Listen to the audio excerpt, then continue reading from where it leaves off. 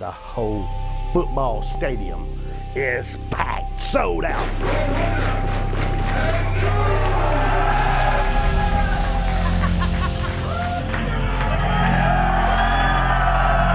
Woo! It's coming your way.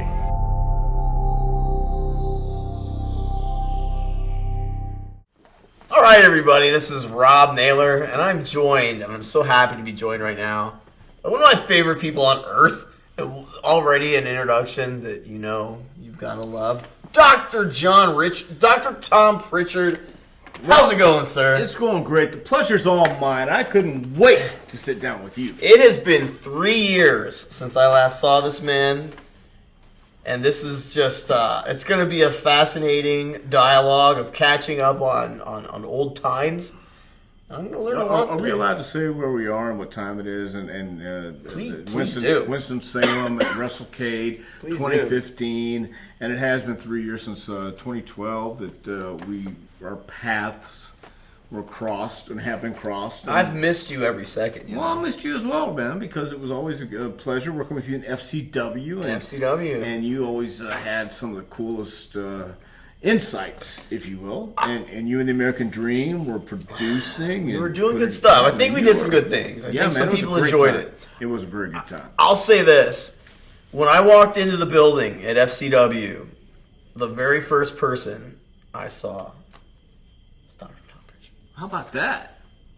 About that? And now the last person you see is me. How about that, man? That's pretty cool, too. This guy lived at the office. It was fascinating. Yeah, up until 2012. Yeah. But it was so cool after that, man. It really was. It was. It was good. Yeah. It was almost better in ways. Especially after 2013, because then we were both just really... We weren't salty at all. No. Not at all. No, we were it's just great like, hey, it's good times. Yeah. We were there. Did some things. But before we get to all that shit, what we're going to do is... Are we allowed to say shit? We could say whatever we'd like on here. That's what I like. Go ahead. Before we get into any of that, let's go back to 1979. It's 1 year before my 37-year-old ass was born. You made your debut in the wrestling business, in the ring, I'll say, because you did stuff prior. But where was your in-ring debut? And what territory and what opponent? Yeah, if you remember. Wow, man. Well, actually, it was October 20th, 1979, in Bryan, Texas, against El Satanico number 2. Yeah, man, Satanico number 1 was off that night. Uno was out, getting drunk. Yeah, Those came. Actually, and I won that match. Surprise! Whoa. Oh yeah, I won. Yeah, it sure was. But it was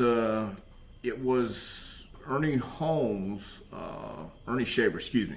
Ernie Shaver used to play football for the Pittsburgh Steelers. Yes. He made his debut that night too, and he was in the main event. I was in the opener. Yeah. Well, But no, it was very good though. But that was in the again, Bryan, Texas, with an independent show, and a guy by the name of Joe Mercer and Nick Kozak. I know Nick Kozak. Right. Well, they had a record service in Houston. That's where I've been working out after I got finished with the Iron Sheik stretching my ass. Now, we got to get into this. Well, we will in a minute, but I'm saying I've been training with a guy by the name of King Parsons, who also used to drive a dump Iceman. truck. Yes, he used to drive his dump truck to training every day, every night, and eventually he became the Iceman in Texas. He's the king. King Parsons. Yeah, great The job. master of the butt. Yes, he was. He's the only... I think if wrestling's missing a lot. Let's not kid ourselves. What wrestling is missing most, in me opinion... Is the wrestling? No, go ahead, sorry. Is the butt. Naomi has a variation of it, the rear window. I don't know, I forget what you called it. But the butt. Well, I've got to say I prefer Naomi's over certainly Parsons, the Iceman, actually. But gets high. Yeah. Very nice. The butt is a wonderful move, and Buddy Roberts lost to it at least 200 times. Now, how about Tiger Conway Jr.? Well, is he a little older than you? Yeah, Tiger's, I think, is just about 5 years older than me. But Tiger Conway Jr., Chavo Guerrero Sr., and Manny Fernandez happened to take a couple rookies, Terry Allen before he was Magnum TA, and myself under their wing. And I think Terry left before I did, and I became their rookie. And Tiger Conway Jr. was a Houston native, Houston boy too. Yeah. Now Magnum, if I'm not mistaken, you might know this story more than I do. Magnum had already failed at being trained because Buzz Sawyer just beat the shit out of him, rammed his head through walls where Buzz lived, and basically stole a bunch of money from Magnum. And then Magnum eventually found him up in Portland with Don Owens. And then I think Buzz felt compelled. He felt kind of bad. We won't bury Buzz, but Buzz felt kind of bad about it. So was the story that he then sent Magnum down to your excuse me, get over a cold. It's the winter time. Is that what it is? Sent him, call it that. Okay. Sent him down to Houston to work with you guys. Is that accurate? No, I don't know if it was before or after. I just know that the story was that I heard that Buzz took some money from Terry, and I think he was caught up to later. And Buzz also did the same thing to Undertaker. The Undertaker, yeah, and real thing. And Taker wanted to kill him. Terry wanted to kill him too, but couldn't do that back then. So, no murder. But yeah, and I think it might have been after Portland that he came down to Southwest Championship Wrestling and got involved with us. And again, we were the rookies, and Tiger, Chavo, and Manny kind of took us under their wing. You invoked the name Manny Fernandez. Yes. Manny Fernandez is a glorious man. He's one of the most underrated workers of all time. He's my personal favorite wrestler. Sorry, Terry Gordy, you're second. Yes, sir. Man! Okay, but that's okay. That's all right, because Manny does rate up. That's all right. That's okay. This is why I never made it politically. This is why I was a horrible politician that got kicked out after 2 years. However, all I'll say is Manny Fernandez. Talk about Manny. Do you have at least two good Manny stories? And talk about how underrated he really is, because he really is so good. And he wasn't even working that long at the time. So he was a quick study. He picked things up really fast, and he was able to impart the knowledge onto you. Well, of course he was. And Manny was already wrestling with Harley Race in Tampa when Tampa was a major territory with Eddie Graham. If you went to Tampa, you weren't going to make a lot of money, but you're going to be under the learning tree of Eddie Graham. And that's what Manny did before he came to Texas. And Manny used to do something in the ring back then. I don't know if he did it when you watched him, but he would do a crisscross. And then he would stop in the middle and kind of do his feet like a little twitter up. Sure. Just stop in midair and kind of do a twitter and then hit the ropes again. That was something he did just to show off. But Manny was one of the most underrated workers, I think, at that time, especially because he just had this natural charisma, this natural ability to go in the ring and be able to work with anybody. His footing, he had, like, in my opinion, I was never in the ring with him like you were, but like an innate ability to know where his opponent was going to be. He was so freaking, I don't know whether it comes from the athletic background, but he was so coordinated. He would do the snuka, leapfrog, drop down, drop kick, but he would do it just so fluidly and fast and not miss a beat. And well, also people believed Manny was a tough guy, and he was a tough guy. But the art of professional wrestling is to be a tough guy and understand the working part of it. That's what Manny really was adaptable at doing. He could work, and people believed in his work, and that was a communication he had. Then I'd seen him in bar fights where it was just Manny enjoyed fighting. So I hope to meet him this week. I hope you don't beat me up, actually. I'll introduce you, man. Please do. I would. Sure. No, but Manny he's been great to me. He was great to me as a rookie, and all through the years he's been great. So I have nothing but respect for Manny Fernandez and Chavo and Tiger Jr. because again they kind of took took me under their wing, and they showed me things that probably I shouldn't have learned back then. But hey, it was wrestling. And it was what it was back then. Different culture, different time, different business. And something I find really cool is Manny's West Texas State, and obviously really came in deifying guys like Dick Murdoch and Dory Funk Jr. and Terry Funk. And as he called him, the Fat Man, Dusty Rhodes. Yes. And I know him and Dusty toward the end, or after he was done with Crockett, like Manny kind of had a little bit of a chip on his shoulder about Jim Crockett, who he felt treated some of the underneath guys not as well as he could have. And then he also would sometimes think that Dusty would just put him with Jimmy Valiant or put him with Thunderbolt Patterson, and Manny would be like the worker, and then he'd put him with Rick Rude ultimately. And ultimately Manny figured out that Dusty was like, look, these guys are the gimmicks and you're the worker, and you're going to be the guy, the glue that's going to hold this shit together. And Manny, when I actually got to talk to Manny on a podcast, he really had nice things to say about Dream, as everyone should, because Dream was indeed the man. We're going to do a whole fucking long time on him later. But, I was happy to see that Manny and Dream kind of patched things up, because they were the NWA Tag Team Champions. And in Dusty's office at FCW, I always made sure to have the photo of Manny. And I was so unapologetically marky that I don't give a shit. Manny Fernandez and Dusty Rhodes were my favorite tag team at the time. Well, you can't stay mad at the Dream for any length of time. No, I don't think so, man. I mean, there's some people who probably could, but there's probably people who shouldn't. So I had always heard a story, and I don't know if you've heard this one as well, of Conga the Barbarian was like, he got the WWF from the NWA, the Powers of Pain and the Road Warriors. They kind of just bounced it. They didn't do the scaffold matches with the Roadies all summer long. And they left, and they joined Vince, and they fought Demolition instead. And Barbarian would be there. And when he got wind of Dusty Rhodes leaving the NWA and going to WWF, he's like, oh, I'm going to kill him.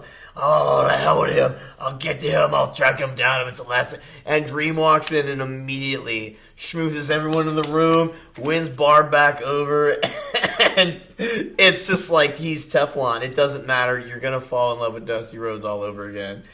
You can get people get mad at him, but ultimately Dusty was he was impossible to dislike. Yeah, and like you said, we'll probably talk about him a lot later, but you're right. Very much. I don't know about Teflon Man, but he definitely had a way of charming everyone. Yes, he made the polka dots work. Yeah. So back to after the initial foray in Houston. Actually, you know what? We're going to rewind this shit. Prior to that, we got to talk about Paul Bosch. We got to talk about you and your brother and working in the office. And this is a fascinating story that I don't know all the details to, but if you could... Well, again, it started out as a lifelong wrestling fan, as you can attest to. You would do anything in your power just to be a part of the business in any way, shape, or form.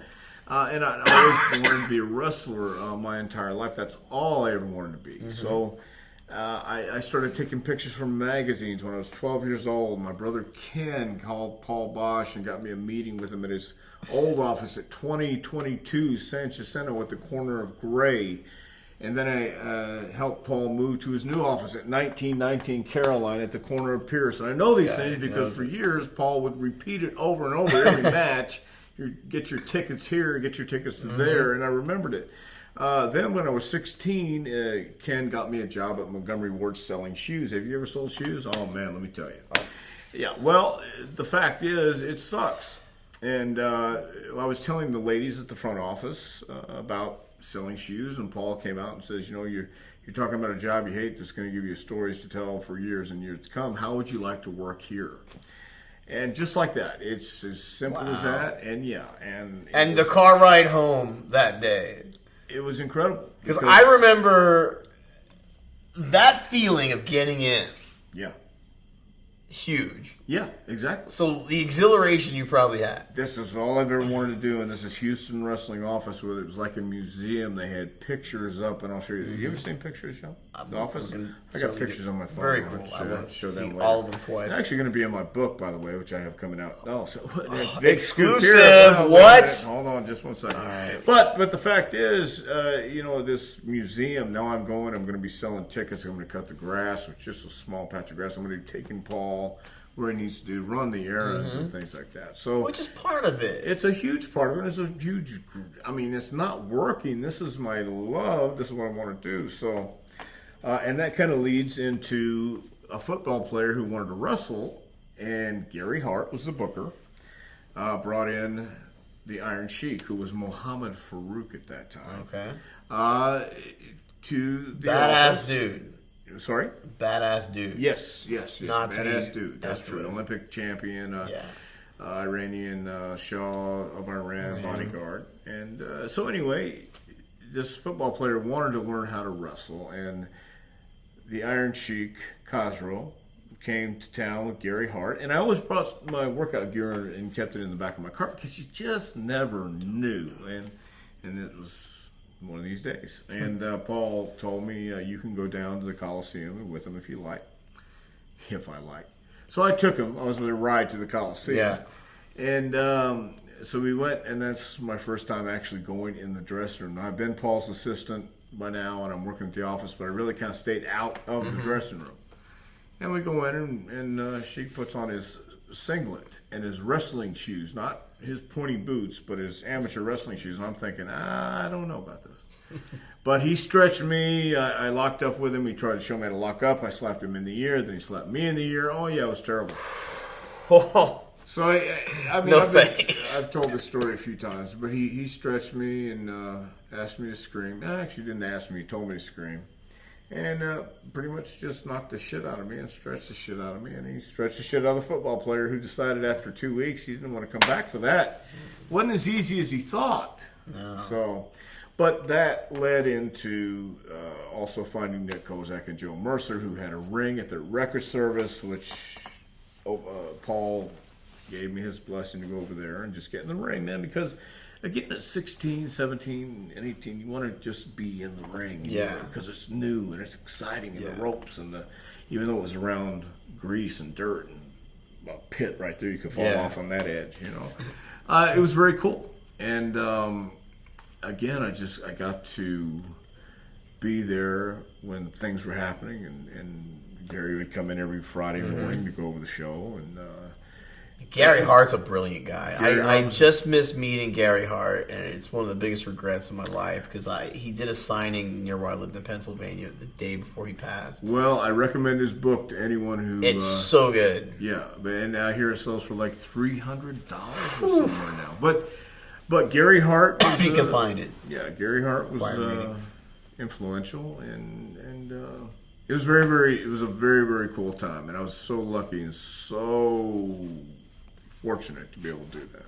Something that also I want to jump into now, despite the fact it was like 20 years later, is you remember the Iranian Lion, Masi Janami, shows up at FCW. Yes.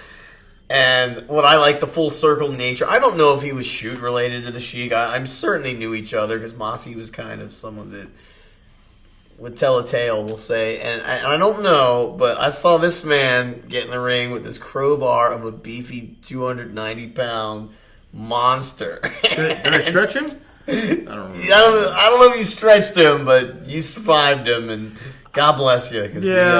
Yeah, you know, and that's just the thing. Everybody knows somebody, and everybody's related somehow to everybody. And I don't know if he did or not. But either way, he was from Iran. I still think it's a neat parallel, yeah. Right, and I don't think... Is he still wrestling? He's not, but he recently friended me on Facebook. Oh. And he's still the Iranian Lion. I see. Okay. But I do remember one day on Dusty's promo day, he brought in a picture of 18 very notable Iranians. And he was related to all of them. Oh, okay.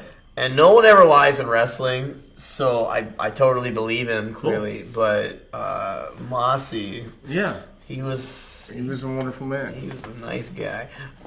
So after you get in and you work in Southwest initially? Well, I did from October through December. I worked in mainly Louisiana, Arkansas, Oklahoma, because they didn't want me in Texas right away. Then I did a battle royal at the end of January, I believe it was. to where Paul wanted me to get on Andre the Giant's shoulders, and he had the photographer take a picture. Yeah. There's this picture of me on Andre's shoulders he used in every program. It doesn't talk about the Battle Royal, it just has me on Andre's shoulders. So I did that. Then I went to California and worked for Mike LaBelle in the famous Olympic Auditorium. See, nobody knows who Mike LaBelle was anymore. Was he older than Judo Gene? Huh? He was related to Judo Gene LaBelle. He was his brother, yes. Was he older than Judo Gene? Do we know? I think Gene was the younger brother. Okay. I do think so. And Mike LaBelle. He invented the Frankenstein monster. Yes. Notoriously. I'm not sure he invented him, but he actually had him on. We watched some of the He put him on the TV show. Yeah, it was terrible. We watched that in Texas. It was on the UHF station, the Olympic Auditorium Wrestling. But that was a great, while it wasn't great business going on then, it was a great experience because I got to work with guys like John Tolis and Al Madrill and Piper there the first time. Mm-hmm. Johnny Mantell as the Hood. Mondo Guerrero. Chavo was the booker when I first came. And I was supposed to go to Oregon from there, but I asked, Gary Hart is the one who told me I was going to stop in California. Paul Bosch is the one who booked me in Oregon. Well, I thought Gary and Paul had talked, and Gary said, you're only going to spend 2 weeks in California. And when I got there, I told Chavo, I said, I'm supposed to go to Oregon, right? He says, no, you're staying here. So I stayed a year in L.A., but I got a Japanese trip. Time, yeah. Yeah, got a Japanese trip out of it. Worked with Fujinami for the Junior Heavyweight Championship. How about this? All right. Yeah, it was great. So the first year, I'm thinking... Fujinami was like at his peak. It was incredible. He was just the guy. Him and Fujinami, that's right around when Sayama was hitting it big as Tiger Mask, maybe even predating it, 1980, 81.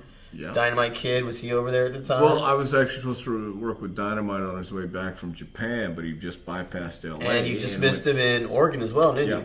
Sure. All right. So, yeah, it was good. It was a good experience, if anything else. So Fujinami. Now, if I'm not mistaken, let's talk about Japan really quick. You were there, and this is just a really upstanding cast of characters, if I'm not mistaken. Afa and Sika. Yes. Bobby Orton. No, Bobby Orton. Bobby Duncombe. Yes. Bobby Duncombe. Was Bad News Allen there? Bad News Allen. Bad News Allen. Tiger Jeet Singh. Tiger Jeet Singh. Mr. Ito. Mr. Ito. And I'm trying to think who else was there. Was Manny there? No. No. No, Manny wasn't there. Okay. But there was an episode. It was snowing, and they took me to. In Japan, they have these shows where they bring people on stage, the audience members on stage, and they also have these man and woman shows on stage where there's not necessarily fornication, but there might be simulated fornication, and then they bring someone on stage and actually cover you and perform things if need be. Well, they threw me on stage. It's regulation in Japan. Yeah. Don't judge. Sure, How dare you? Man. How dare you? I'm 21 or 20. Yeah, that's they fine. threw me in 21. They threw me on stage, and I'm like, man, I've been drinking and whatever else. Well, it was originally Ito and Bad News and myself. Well, Ito disappears, and Bad News and I, as soon as I get off stage, we go outside, and there's the two Samoans and Ito and Tiger Jeet Singh working a fight, and there's a crowd drawing. They're watching. As soon as we walk out, I don't know, 10 seconds later, the police come, and a car drives up, and as soon as they drive up, Sika runs with a running leap and kicks the police car. And immediately, you go jail, you arrest, you go jail now. So they got arrested, and we're all drunk. Yes, I was drunk. So that was my experience in Japan. Sounds like a hell of a time. Yeah, I had a great time. I really did. I was there 6 weeks. Were you very familiar with the Roppongi district? I've been to Roppongi, yes. Been to Roppongi a time or two. Once or twice. I hear nothing but good things. I want to go to Japan simply maybe for that. I want to.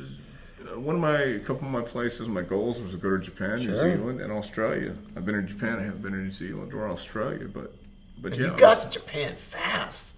Did you wrestle Gran Hamada? No. No. No. But you got Fujinami. Got Inoki. You got Inoki, which is a plum spot when you're a 2-year vet. But they do that with all the Americans back then. They, Yeah. You know, you kind of went through the guys, and, Okay. and they, you know, you're the rookie, so they just see what you got. And I never looked at it as trying to get a job there. I just looked at it as a tour, like a break from the States. And I should have looked at it a lot more serious because that was a pretty good spot to have. But I never looked at it like that. Toward the, again, skipping ahead 14 years, but I remember in 1993 or 94, you guys went over, you and Jimmy Del Rey and Candido. Right. And I remember glowing reviews all over. And you guys wrestled a different style than they particularly worked in Japan, but Tracy Smothers was another one.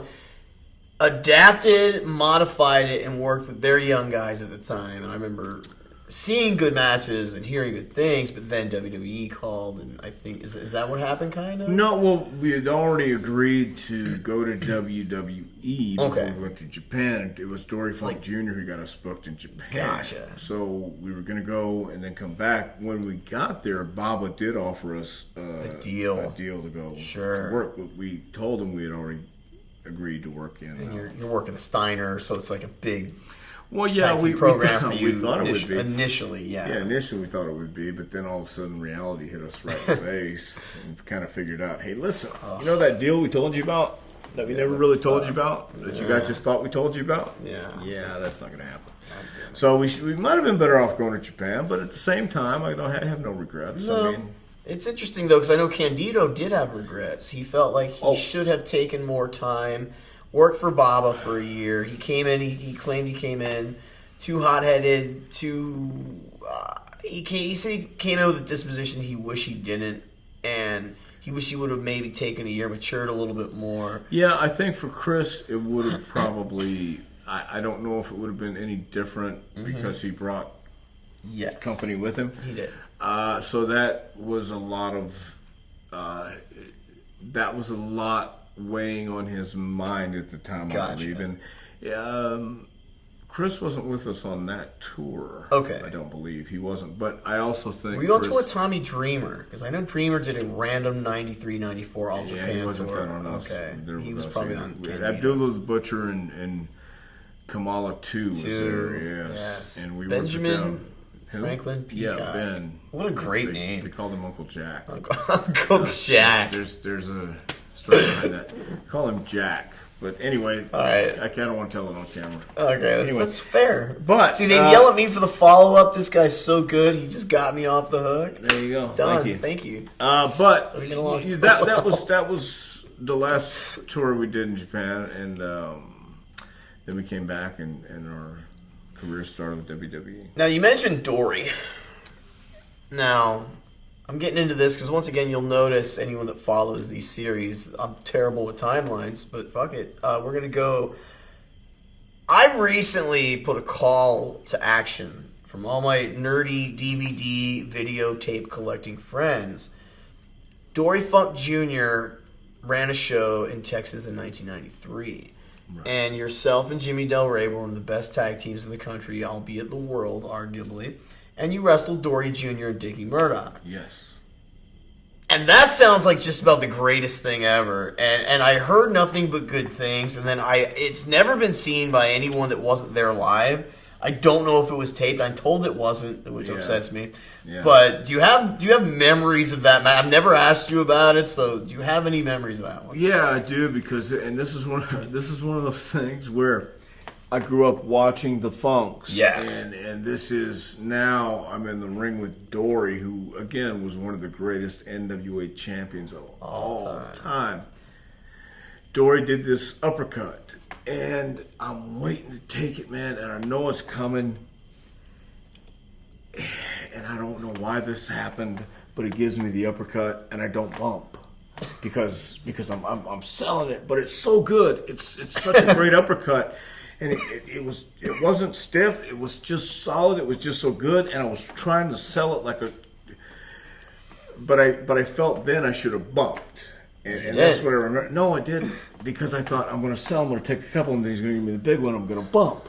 But Jimmy comes in and takes me, he bumps right away, and I'm going, way to go, Jimmy. So, yeah, no, but I mean, he did the right thing. Yeah, I'm the one I know. who should have I know. bumped. But I'm in there with Dory Funk, and I've worked with him one time on TV when I came to Charlotte just for a week through Atlanta. And but now I'm in an actual match with him. And yeah, now he's going to sell for us, and he's going to sell what we do. Now I'm going to get a ton of heat on, but he needs to sell what happened. And Murdoch was incredible too. And you got Cornette working at ringside. That thing had so many fun elements in my brain. Exactly. I'd like to think I was there somehow. Right, exactly. And that's how it was too. And I'm still, I'll always be a fan of wrestling, but when you're in there again with people that you've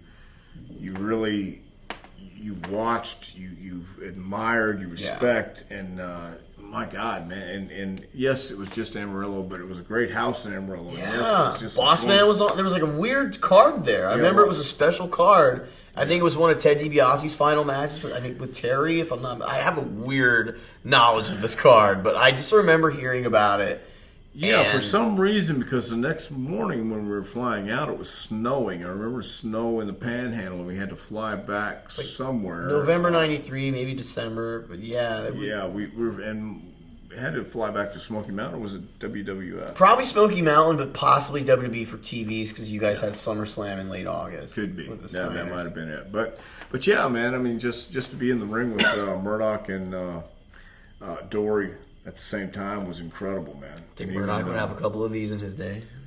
What is that? Or did he like Coors? Was he a Coors Light guy? Who's that? Dickie Murdoch. Dickie was a Coors Light guy. He became like water to Dick Murdoch, clearly. He became a Coors representative later on.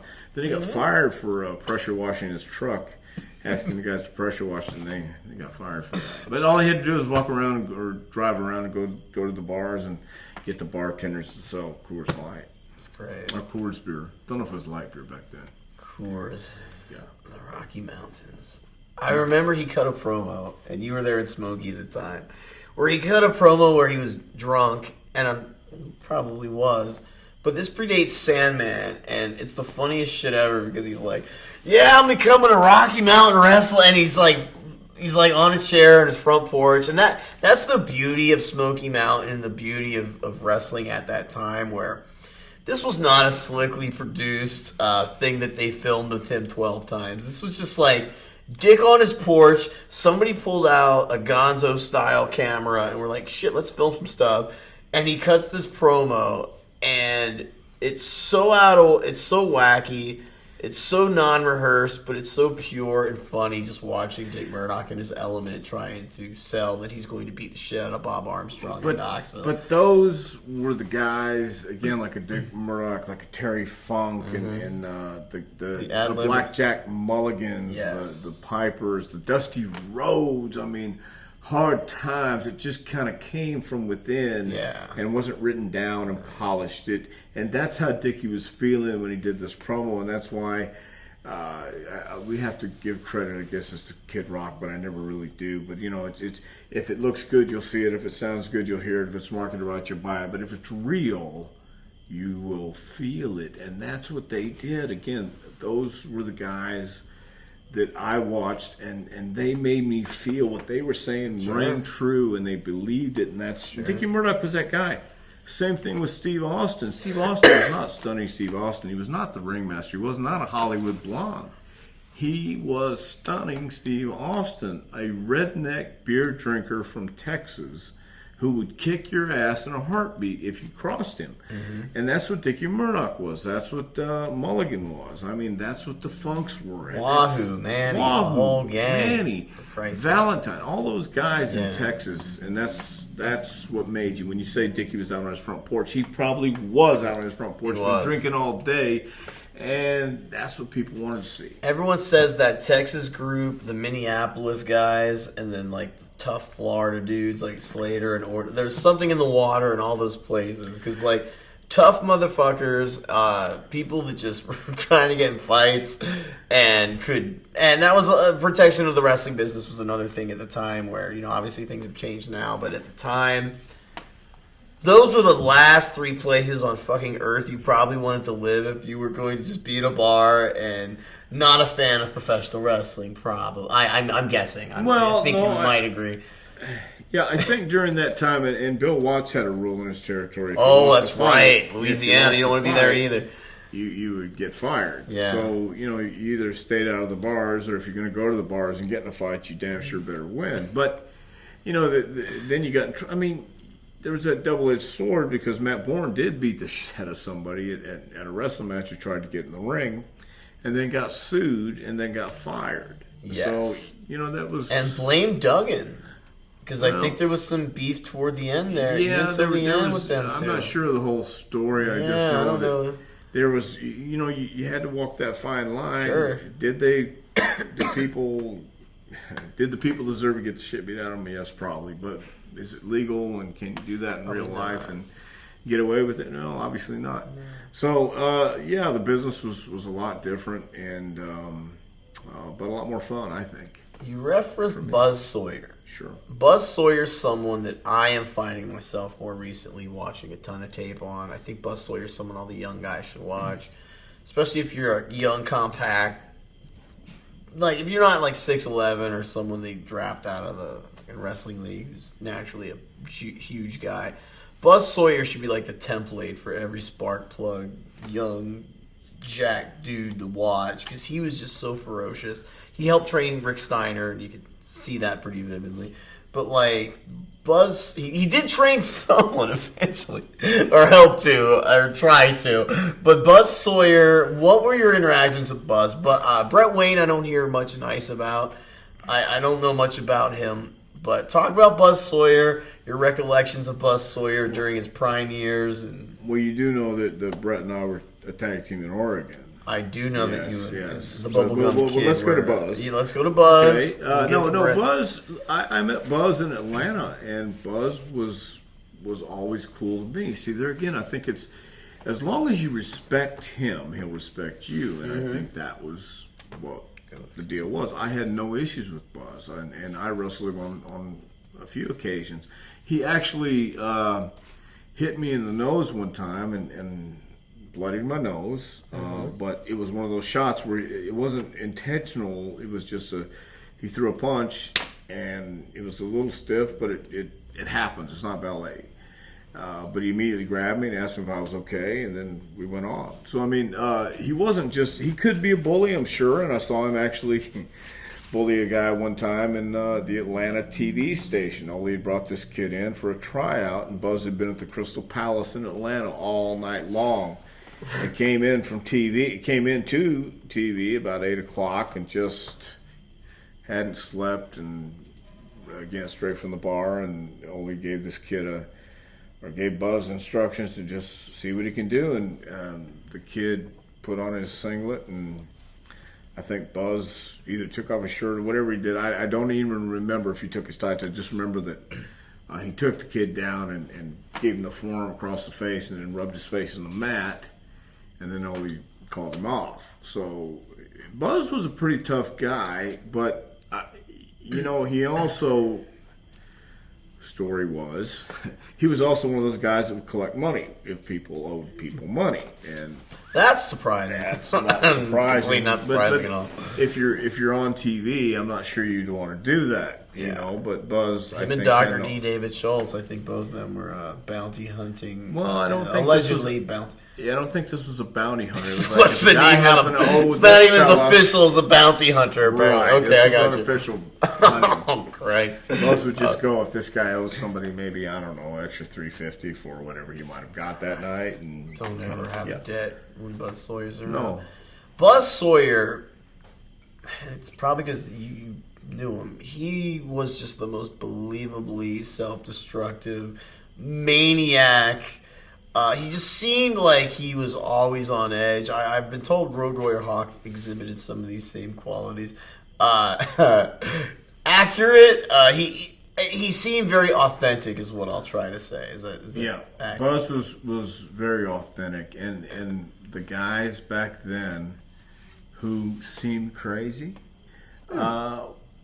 pretty much had a screw loose. Probably were. Probably not. There's no probably. They definitely were. Again, the culture was so different back then. Yeah. And I've talked about it on other DVDs and discussions, and we did talk about it was a time of a lot of partying, a lot of excess, and it wasn't the healthiest time for a lot of people, but it was the wild west, where when people got in the ring, like a Dick Slater, who I've seen Dickie actually fight a guy named Evan Johnson in the dressing room in Houston, and they don't fight fair. I mean, it's not, if you're in a fight, you don't fight fair, and that was who they really were. Yeah. Manny. You know, I love Manny to death, but Manny was authentic. Yeah. He was the real deal. And Buzz was pretty damn authentic. And that's why when he walked through the ring the way he did, he wasn't pretending to be a character. He wasn't pretending to be crazy. He was that guy. He was walking with a purpose. It's funny that Dusty put the straps on Rude and Manny, given the stories that I know Percy Pringle or Paul Bearer would tell when they were in Florida together in 1985, if I'm not mistaken. Percy would say that, like, Rude would legitimately be with a lady friend and just set her up at the bar and just wait for the first guy to talk to her and just go over and slap the shit out of him and knock him out because he just liked to fight. Yeah. So coupling him with Manny Fernandez, who's just, in theory, not always the most agreeable, kindly human, it just seems to me like that would be a dangerous precedent to put two quasi-shooters in a tag team title. But you had that element of danger that people believe, so when you put those two together against these two over here, there was danger. There was in the believable. Yeah. The girls didn't have to worry. It wasn't tough to get them to worry about Ricky and Robert because you knew that they were getting their asses potentially beat. Yeah, it was that element followed them when they went to the ring. It was that aura, and that's magic, man. When you have the aura, again, the art form of this is knowing how to communicate that in the ring, but also work. And I always tell guys in seminars, think, shoot, but work. And not everybody can do that. Not everybody can think, shoot, and work. They can go, well, I got to work, I got to pretend. But not everybody can go out there as a tough guy and then do business and still be able to take care of themselves. And I think Rick and Manny had that. They have natural instincts They had natural on how to, instincts like, and someone how grabs they- their throat, they're not going to keep the arms behind the ropes. No, and if anybody's ever been choked, you know you won't be going. Exactly. It's just not real. That's the stuff the details that Dr. Tom would impart upon the youth. Well, there's a lot of details in this business, and you can't cover all of them. You certainly can't. You could try. You do know what I think about trying. I There's three kinds of people, man. Those who try, they don't make it, and those who give it their best shot, they don't make it, and those who do whatever it takes. Bottom line. So whenever you say try, I just say, nope. no try. We don't try. God, you always dropping little nuggets of knowledge on Yeah, me. you kind of lose your train of thought, too, don't I? I'm going to... No, not at all. Good. And then you went from... We said it was Houston, then we went to California, then we had a spell up in Oregon. Well, no, we had Houston back, I think. From Back in Houston, but then Oregon. Then Oregon, yeah. Tennessee, I think. I went to Oregon 84, I believe. 84? Yeah. Okay. Well, since I mentioned Oregon first, we're going to go with talk about Don Owens and about his brother that would encourage shoots. Well, Don was a great guy. Elton was a great guy for all his eccentricity, or eccentric ways, I guess is what we can say. I don't know if eccentricity is a word. Eccentricities is a word. Okay, great. Hey, I win. Okay, but Elton would. I was smartened up by Buddy Rose and Matt Bourne when I first got there. What a couple awesome names too. Yeah, but you know, so good. Yeah, but I just heard a story about Buddy Rose. Oh no. Okay. I don't know that he's that awesome anymore. Oh no. But no, he's awesome to me. Awesome in the ring, not an awesome human being, potentially, allegedly. He was awesome to me. That's all that matters. Awesome but the fact is, they told me, look, when Elton shakes your hand, shake it hard, and if he's going to ask you if you can shoot, just say yes. And Kurt Hennig was there too, as a side note. He was awesome too. So I did, and I became the shooting champion. Man, Kurt retired.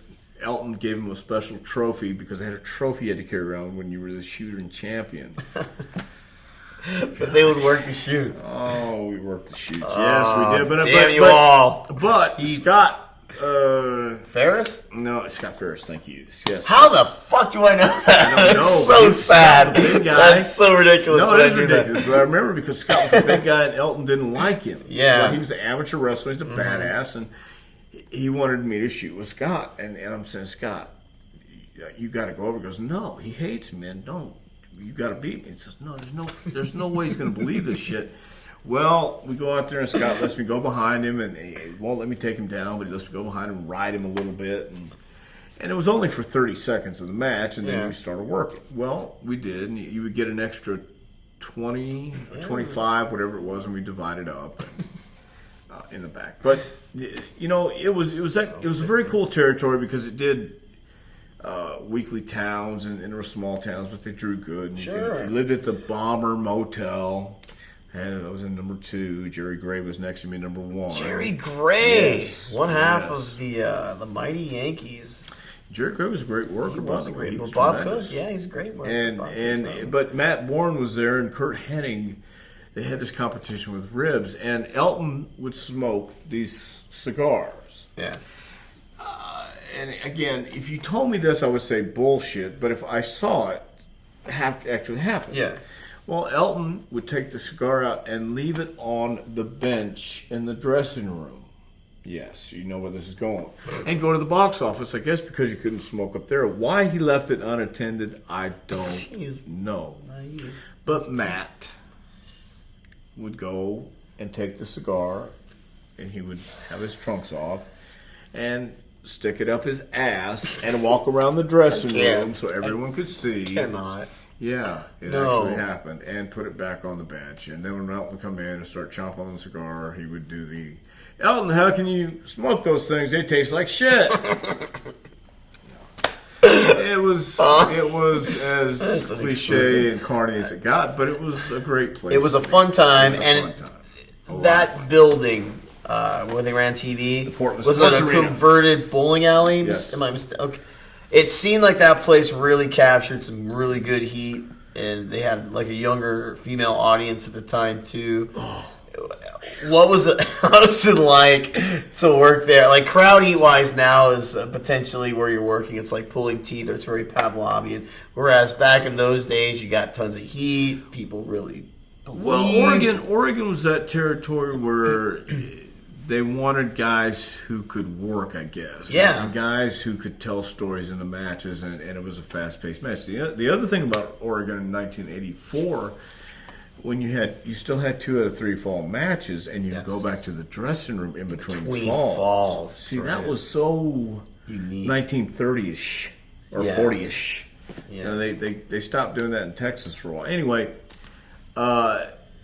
the crowd and the people were wrestling fans, and they were they loved wrestling, and I got to tell you again, for 23, 24-year-old guy, it was great. It was a good cool time. It was a very cool time, man. And you learned, and you had fun. Yeah. And it was a little rainy, I'm sure, but that's a minor quibble. It didn't matter. No, it really didn't matter because we were all having a good time, and we had, I had my own place. Was the Cuban Assassin there? Yes. Dave Sierra.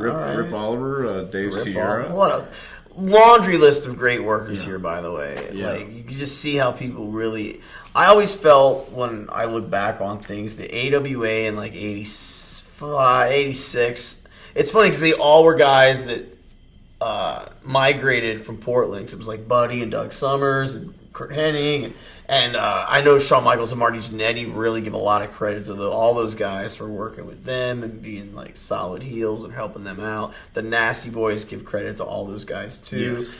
And it's just like I look back to that Portland crew, and I just think what a great place it would have been to learn back in the 80s. It really was, man. It was. I wish I would have gone there in 1980, but I'm glad I was. Now was Snuka there? Maybe Ventura? No, they've already gone. They were gone. They had their time in the 70s. 70s, okay. And then I think Snuka was there 70s. Then he came to Texas. Jimmy Snuka was the first guy that I saw jump off the top rope and do that Snuka fly splash. Super fly. I always say Snuka. Of course. Snuka fly. Yeah. Snuka fly. Well, it doesn't matter how you say it, man, as long as you just catch it. And maybe like sit up a little bit. Why not? Because it will knock the little shit out of you. I know that. Yeah. Okay, so now you referenced, if I'm not mistaken, we're trying to. Well, from Portland, let me just say this real quick, sure. because I went home for Christmas, Okay. and Bill Dundee was booking Louisiana, and this was right at the end of the Rock and Roll Midnight. Okay, so 84. 85, I think. Okay, 85. Yeah. Yeah, so it was at the end of it. Because the Rock and Roll went to Crockett first, Midnights went to Dallas, and had to do this tour was duty there. they were still in Louisiana, but they were wrapping up the feud. They'd been through a year, and then so I came in for Christmas. I went down to the Coliseum, saw some of the guys, and I just told Bill if there ever came a position open, I would like to be able to come back home. Mm-hmm. So a month later, he called me in Oregon, or got in touch with me. I don't remember exactly how, but he got in touch with me and asked if I'd like to come in, and I did. And but he was about to leave too after I think I was there maybe 6 months. I'm not sure. I lived with Brad Armstrong and Tim Horner in Baton Rouge, I think, and that's where I turned heel. That's where I was a baby face, but every time I walked through the ring, I had this. What's the sour Swagger bitch? about you? No, what's it called? The sour bitch syndrome, where you just have this face, the resting bitch dick syndrome. Resting there it dick is. Face, yes. Okay. So I had that constantly, and I still have it. It's still something I'm afflicted with. You carry it well. Yeah, thank you. But Bill Watts came to me and says, "Have you ever thought about being a heel?" And I said, "Every day." It's a great Every day. Yes. I just hated life. What a great line. I hated people, man.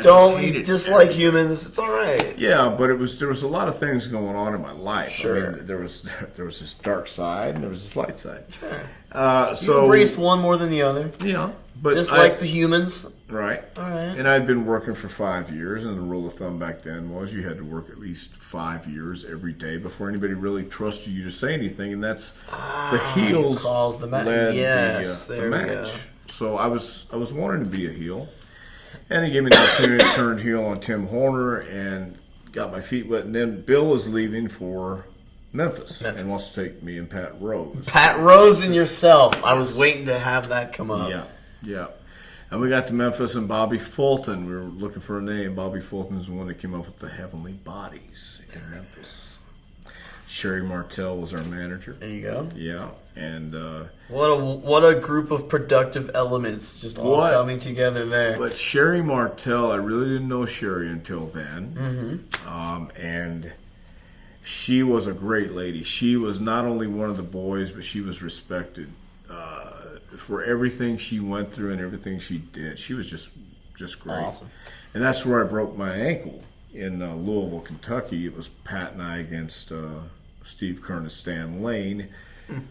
On the apron, Stan came over and knocked me off. I went down, and when I hit, my ankle turned, and I could hear the crack. And actually, somebody in the front row went, "Ow!" And I could hear it. And the finish was I was supposed to throw a side kick, and he moved, and I hit Pat. Well, I threw a shitty side kick, hit Pat. Anyway, this was at the Louisville Gardens, where they have two steps, sets of steps where you have to walk down to the dressing room, and then a big area, then you got to go in here or there. And was there it was a low, you had, Uncle Elmer probably had to duck, right? I think it's how it was described to me when you go into the locker room. It's kind of like... No, that was Evansville. All right, the Louisville was a nice arena. He was there. But you walk through, and then you have to go 2 flights of stairs. So we come back to the match, and I'm hobbling down the stairs, and I waited a little bit, taking my boot off, and I'm riding back with Wendell Cooley and Taurus Bulba. Taurus Bulba, there you go. I didn't know my foot was broke, But I took about, I don't know, whatever pills I had and drank a 6-pack. And we were all living at the Days Inn. It was, check this out, Billy Travis, Billy Joe, Taurus Bulba, BTJ Taurus Bulba, Wendell Cooley, and myself. So there's 4 Wildcat. stinky guys in one room. We had 2 beds and a couch. Now, was this the Admiral Bimba? No, this was the Days Inn. Okay, you The did Admiral mention that. Bimba I'm was in sorry. Memphis. Okay. Everyone always talks about Well, that. and the Congress Inn. Yeah, that was right, in the Nashville. Congress Inn. But anyway, the Days Inn in Nashville, we were there, and I asked to get the couch that night, and my ankle's killing me. And the next day, I taped it up for a week, and by the next Jesus. Tuesday, my foot had turned black. Sure. Yeah. Oh, and Bill Dundee God. came in as we were taping it up, and he says, you might want to get that looked at. And Sherry was there too, and she goes, I'm going to come pick you up. Her roommate Tina worked at the hospital. She goes, I'm going to come pick you up in the morning and take you to the hospital, and Tina's going to x-ray it. I said, no. She goes, yeah, I'm going to come get you. So she did, and sure as hell, they x-rayed my ankle and it was broke, and they put me in a cast right there. So now I'm pissed because if you didn't work back then, you didn't get paid. Well, Sherry and Tina took me to their apartment because they seen the filth and stench I was living in at the Days Inn, which I didn't mind so bad. But they just took me to their apartment, and Tina, being the nurse, had some doctor pants that I could put on, the scrubs. Sure, scrubs. Yeah, it was comfortable. I have a picture again with the finger in the doctor scrubs. Anyway, so be that as it may, a friend of mine and my dad came to Nashville and drove me back because I couldn't do anything. I stayed at their house 2 weeks, but I was going to be off another 4 weeks. I couldn't stay and live with them. So in the meantime, while I'm at home with the broken ankle, Gino Hernandez dies. Ooh, 1986, January. It had to be around Dating 86. this. That's when Brett Armstrong called and asked if I'd be interested in going to Alabama, or going to Pensacola, actually. And Now, were the Fullers running it at the time? yes, yeah. Well, Bob was a partner. Bob Armstrong. was booking at the time, and Brad called because Horner was coming in and needed somebody to work with. They worked with. They had matches that every match was a gimmick match. Horner was a U.S. Junior Heavyweight Champion, and he needed somebody to work with. So we took the angle from Louisiana and brought it to Pensacola. Once I got my leg better, got my ankle better, it was great. And that's when I moved to Pensacola. And Pensacola was kind of The greatest really ever. cool territory. Well, Southeast. It's it's party time. It's the one place that I get angry that I'm too young, I guess, to have worked. It always seemed like such a time.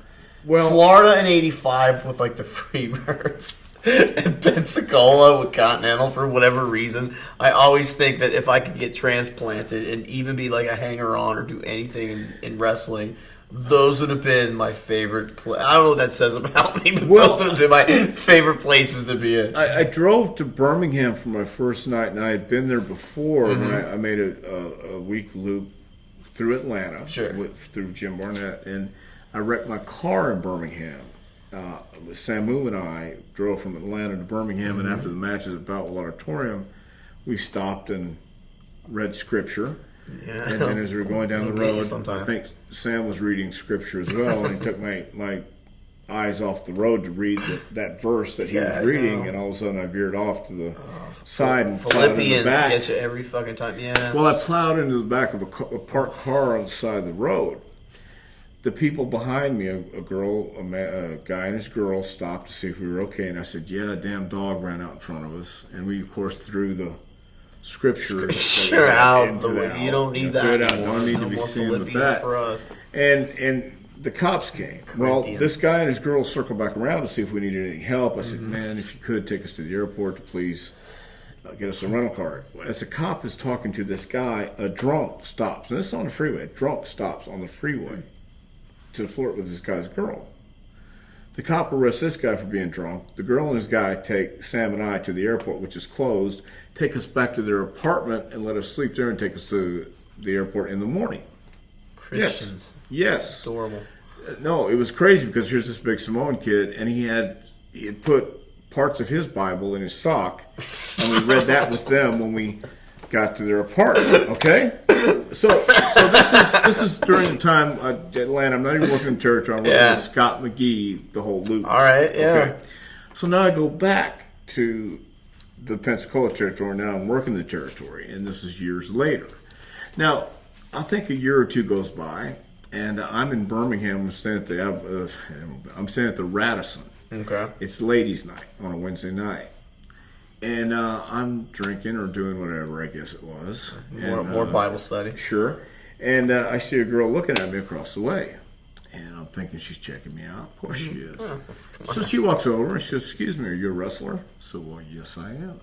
She said, "Did you wreck your car here about 5 years ago?" Stop. Well, oh, my God. Because I had asked for her address to send them something when I got back to Atlanta. You think I did? No, you forgot to. No, that's called karma. That's called you never know who you're going to run into. You were too immersed in Bible study, man. Yeah. You didn't get to it. Yeah, you just don't know, man. But, yeah, that was just one of the many things that happened. God damn, that's such But Pensacola was a great place because all you had was the beach.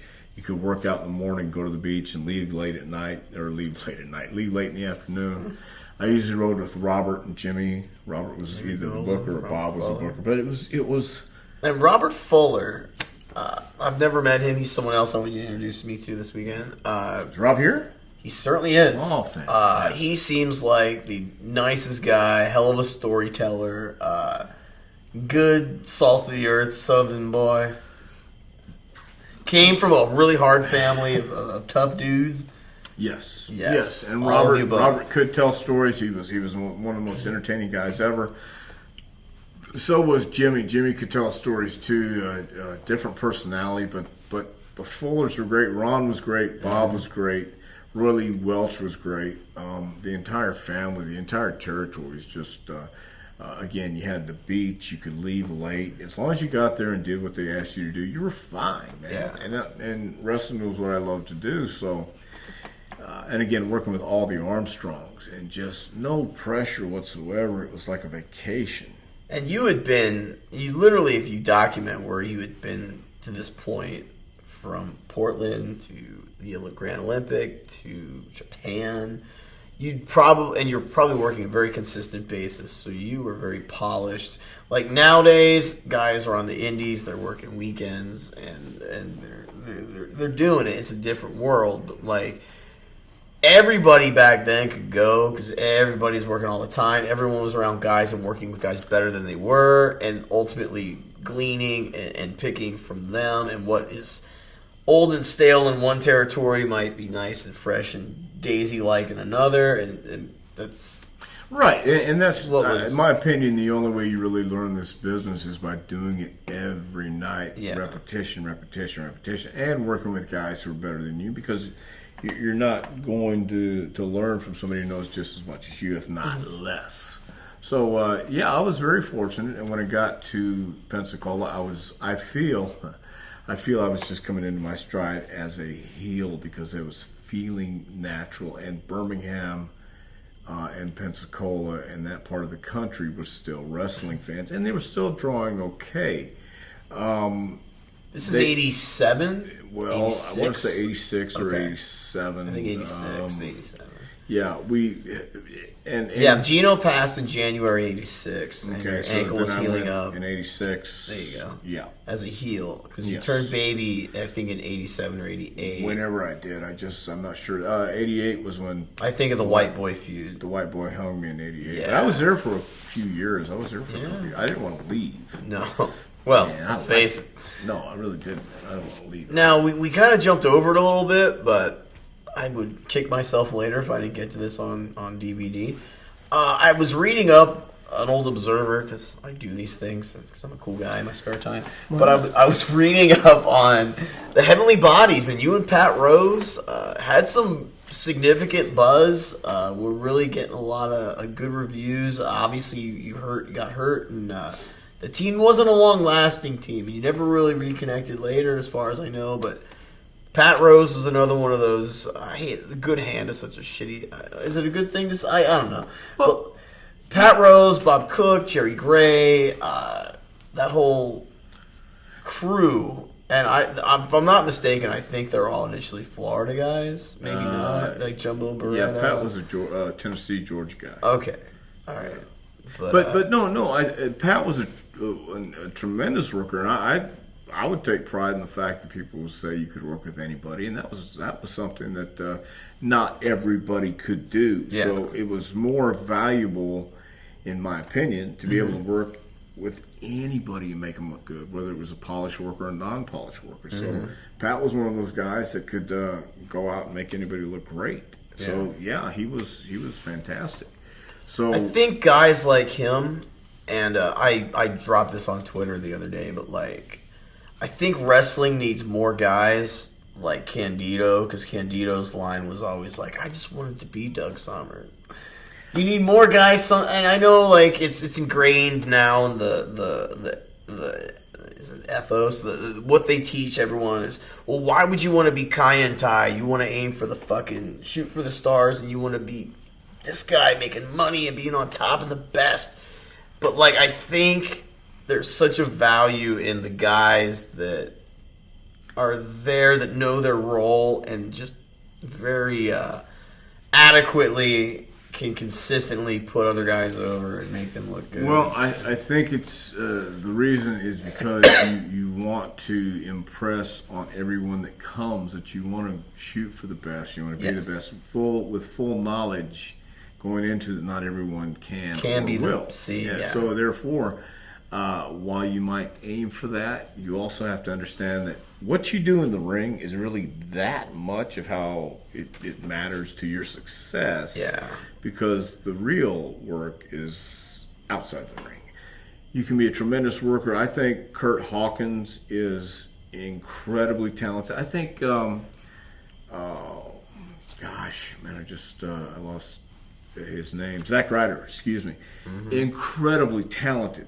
But it's the outside the ring that keeps them from getting those spots. And it's not it's not an indictment on the character. In fact, maybe it is an indictment on the character because they have character. So you have to you either play the game or you politically know how to do the tell right things. Shoot for the top and aim for the main event in wrestling. Trent Beretta's another one, let's face it. Oh my God. Trent Beretta right now should be at least quasi-main eventing a main roster show or being the top guy at NXT. He was in NXT and he kicked ass at NXT. And, I still to this day feel like him and EC3 or Derek Bateman and Mike Hutter are two of the biggest missed boats. And if you... This will get controversial. I think if Doc had maintained the leadership or the captain of the ship, I think that those are guys that right now would be maybe politically they just weren't ever going to jive. I don't know. Sometimes that happens. Yeah. Because my political card isn't the best either, obviously. But I agree. Mine either. Let's face it. I do agree with the EC3, Beretta, Hawkins. Those guys were terribly, if not misused, underused, but definitely misused at best. Yeah. So, but that's wrestling is an opinion. That's what Steve Keirn always used to say. It's just an opinion, and it doesn't make it right or wrong. It's just we're that way. So, the right way, the only way, does not exist. Now, what if the only guy you ever watched was Jimmy Snuka? Does that make your opinion a little less or more? Do you know where I'm going with that? I think a lot less. I'm just going to say that publicly. Jimmy Snuka's someone to look at. And Jimmy's an awesome guy. Jimmy Snuka's someone to admire. Jimmy Snuka's someone to if you're going to watch someone, he's excited. But if someone was going to walk in a room and be like, I don't really watch this shit, but hey, Jimmy Snuka, that guy probably wouldn't carry the same subjectivity and informed opinion that maybe... I don't know, someone else might. That's all I'm saying. Well, but you can put it on me, guys. I'm just going to say that. Someone else is, if it's the office or someone who doesn't know anything but that, then it carries weight. But with someone who knows there's life outside of the sand, they would know it. And that's all. I mean, look, I have no hard feelings. I have no issues. I just have the fact that if you don't know what you're talking about, sometimes it's better to remain silent and be thought of a fool and speak up and remove all doubt. And that goes for me too, because I've spoke up many times and said things I shouldn't have said and said things that made me look stupid. I'm sure I'm going to say a few more things that make me look stupid today, right here. But you have to, I think, in order to have some kind of feel for this, you have to get a feel for it and not just base it on one guy in one element and one specialty, because Snuka was great, but you have to know a little bit about what Ted DiBiase, well, I'm not going to use DiBiase, I'm going to use just everybody, what everybody did and who everybody, what you have in everybody. And that's not easy to do. That's what I'm saying. It's not easy to do, and it's not just like, oh, I can do this because I know that. Yeah. No. And you know, from that developmental aspect of it, being a head coach, etc., you have to make some tough decisions. There's some people who mechanically in the ring seem like they are hitting everything, but then they're not connecting character-wise or promo-wise. Or maybe someone thinks they're a dick outside the ring, and that kind of holds some weight. Maybe somebody doesn't necessarily like them because they ate catering too much and they shouldn't have. There's always... I never even got a reason. I got fired for, like, being short on a fucking Tuesday, as far as I don't. No one ever specifically told me, so I you know, you don't ever really know. Well, you if you really want to know, and that's the worst part, is you don't really know. But you can look back and say, it's what did I do or what didn't I do, and that's what you have to understand. And as long as that doesn't completely consume you and you eventually get past it and then you just move forward and it's not a thing anymore, you know, then you're good. But, you know, it's just, as you said, subjectivity is the word of the day. Mm-hmm. And different people are going to have different opinions on. I personally think EC3 and what he's done with his career since, whether you like TNA or you don't, and I have mixed feelings depending on the day, but I will stop and watch him no matter what I'm doing because I know I'm going to be entertained. I think he is so camera friendly. He's just so quick witted. He's just he is made to be a television wrestler. And Beretta maybe might not have the personality and he's not as big a character, but he does enough other things, and particularly in PWG. He teams up with a guy named Chuck Taylor, and you just watch the way they can manipulate those 400 people in Reseda, California, and it's just like, oh my God, like this guy has them all right here at his will, and he can just bust it out at any point. Well, what sold me on EC3 was when he was part of the Secret Service with Abraham Washington. A-dubs. Yeah. And I just saw something. There's little things I saw. I saw Beretta win a battle royal as a babyface, and then I asked him if he ever. Same question was asked me if he thought about being a heel, because there's something about him. He was that good, but because he was young and that good, there was something that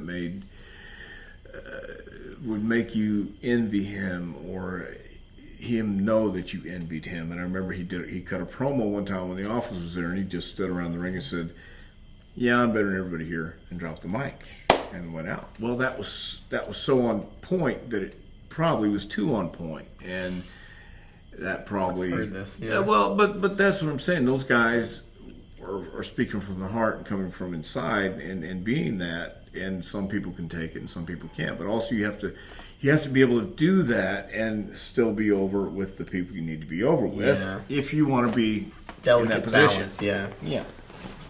Oh fuck. Okay, so now Southeast, you are back as a baby. It's one of the most famous, infamous, we'll call it, angles of all time.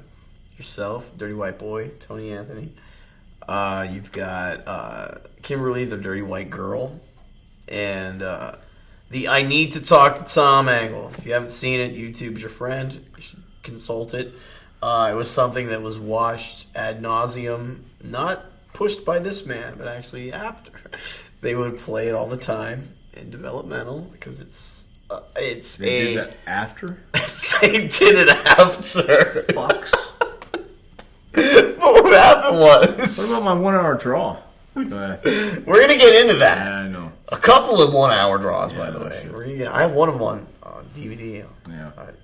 I kind of have some stuff, but I need to talk to Tom. Talk about when that angle. I hate to say pitched, but like conceptualized where maybe it happened someplace else. What happened? Was it the heaviest thing you remember ever being involved with? How did it draw after? Like, let me just feed me some information on it. It was great. We needed an angle with White Boy and me, and this was kind of when I really felt comfortable pitching something. Yeah. And Eddie Gilbert, I think, had just come in to book, so I had like the idea. We dropped the belt with Kim, white girl. Put in the chloroform. The dreaded chloroform. Yeah, it wasn't chloroform. It was starter fluid or whatever. She sprayed on me. So he wins the belt. The next week I come out and cut his hair. And the next week she comes out with a black eye. And I saw Nick Bockwinkel in El Paso on TV one time. There was a guy named the Hangman. And he beat this. He used to have a noose. He'd come in the ring with him, put it on the corner. And then he beat the guy. And then he was going to take the noose and put it around this guy's neck. Well, Bockwinkel hit the ring and started to come back, and Hangman cut him off and put the noose around Bockwinkel's neck and just bealed him from corner to corner. I thought, oh my God, as a kid I always remembered that. So I told Eddie, what if we had Tony put the noose around me and hang me? He says, I need more than that. I said, okay. How about this? He comes out and hits me with a chair and handcuffs my hands and then drags me from the interview stand to the ring. Okay, then he came up with let's destroy the set because he wanted to get rid of the Continental Wrestling and start his own. And so back then we didn't rehearse. Yeah, we talked about it, but we didn't rehearse. Yeah. And have you ever had a noose around your neck? I haven't had that opportunity. Oh, okay. There's still time indeed. Well, prior to that too, back in the back, Randy Colley drew blood from my arm and put it in a condom, so when I bit down, there would be blood. But you see, we didn't have the condom tight enough. Anyway, we drew it and it gave it to the referee, who comes out after Tony attacks me with the chair. He throws me into the interview stand. The referee comes out to see how I'm doing. He puts the condom in my mouth. Tony handcuffs my hands behind my back. He puts the rope around the noose around my neck, and he starts to pull, and it's tight. Even though he's pulling me by the noose, the knots, it's still cinching up around my neck, and I'm trying to bite the condom. And he's dragging me. And if you watch the YouTube, there's a cop standing there just watching this, and it just kind of kills every bit of it, because you can hear people screaming, but why is this cop just standing there not doing anything urgent? This is I'm sure there's a law against this. There's got to be at least 5. I thought. But anyway, so he's pulling and he's choking the shit out of me. And the cue is when I bite the condom for the guys to come, and I can't bite the condom. It won't come. So they at least let me hang there for a while, and I'm starting to choke. And you're turning finally, blue. Yeah, turn blue, turn red, whatever. And the guys finally come. And they had a blade to hit the condom, so it finally come, but they never got that on TV. It just ruined the shirt. Yeah, if you watch it, you don't see the blood. But that was something we pitched to for the angle. It's so crazy because that whole thing is so heavy as it is. Yeah, it drew absolutely nothing. Yeah? Yeah. We were working at the fairgrounds, and people somehow didn't want to come to the fairgrounds. Ironically, with Eddie Gilbert, the only other angle I think that they did that was so freaking heavy that didn't draw was when he hit Lawler with the car, and what ended up happening, I guess people called the police, and then they had to have Lawler come out and say he was okay, so people didn't get arrested, and then same thing like the empty arena deal, man. I mean, hey, it's a great angle, great idea, but not drawing anybody, it just didn't work. So I mean, it was creatively, it was fine. It was cool. It was great to be able to do something like that, and then because it was kind of different. It was real. Yeah, I was hanging. I was really choking. Yeah, I couldn't release the pressure. I mean, just to do that, and that's once again to do stuff like that in the business, to do stupid shit like that in the business is what we did back then. So then you go to Texas, or is it Memphis and Texas, if I'm not mistaken? It's CWA, it's USWA. USWA takes over from Fritz and company, or Kevin and Kerry, and then Jerry Jarrett gets involved. Everyone, I think, if I'm not mistaken, is traveling from Dallas or from Dallas to. We're traveling from Tennessee. the Memphis territory to Dallas, Dallas. on Friday nights. Yeah, Which, we would Jesus. meet in a parking lot and get on a tour bus. Oh shit! See, I didn't know this. No, yeah, we get on a tour bus where they had the bunks and everything, and Jerry Jarrett, I think, made the first trip with us, and then somebody told him, said, "Look, Jerry, you guys want to smoke a little, they want to drink a little. Hey, I can't do it with you on the bus, man. So why don't you just stay home?" So he stayed home. We had a little more fun. We watched More Bible study, clearly. Well, Tojo would bring his Bible tapes and put them in the cassette. And is that a goat? Yeah, we would see things. Oh, Tojo. Again, things you would only hear about, then you see it and you go, "What?" Yeah, Tojo Did was you do really that? he was committed to the, Yeah, to so the that cause. was kind of cool. So, who is it? Is this your? Let me try to do the guessing game here. Yourself, probably a young Steve Williams / Steve Austin, potentially on some of these. You've got Tech. there's a guy named Scott Braddock. Do you remember Scott Braddock? No, I don't think Scott was there. No. Tex Salinger, a.k.a. Dennis Knight, a.k.a. Naked Midian, and a million other names. Funny motherfucker. How Great. funny. I wish, the one thing about developmental I missed out on, or just wrestling I missed on, clearly was he'd come around, and I'd always just want to be around when he was around because I knew I'd heard and I'd seen him just being hilarious constantly. So him being around was always a good thing because he just has this magnetic personality that's fucking hilarious. Yeah, there's so many of them. There's not an abundance of him around, or abundance of people like him out there anymore. There's really not. I mean, he would, he'd make a sunny day or a cloudy day sunny. Anyway. Cloudy day. Or not raining. No, not at all. And him, and actually, if we're going to really go with this thing, you had him and Dustin Runnels, Goldust is a great guy, and then Road Dogg all in the same place at the same time. And I can imagine they were kind of the comedy trio there at WWF for a while back in the 90s.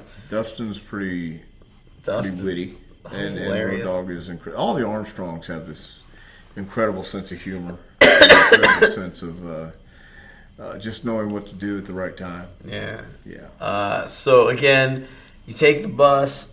I remember as a youth getting home. Getting home from school, and AWA was in the waning days, and USWA showed up on ESPN.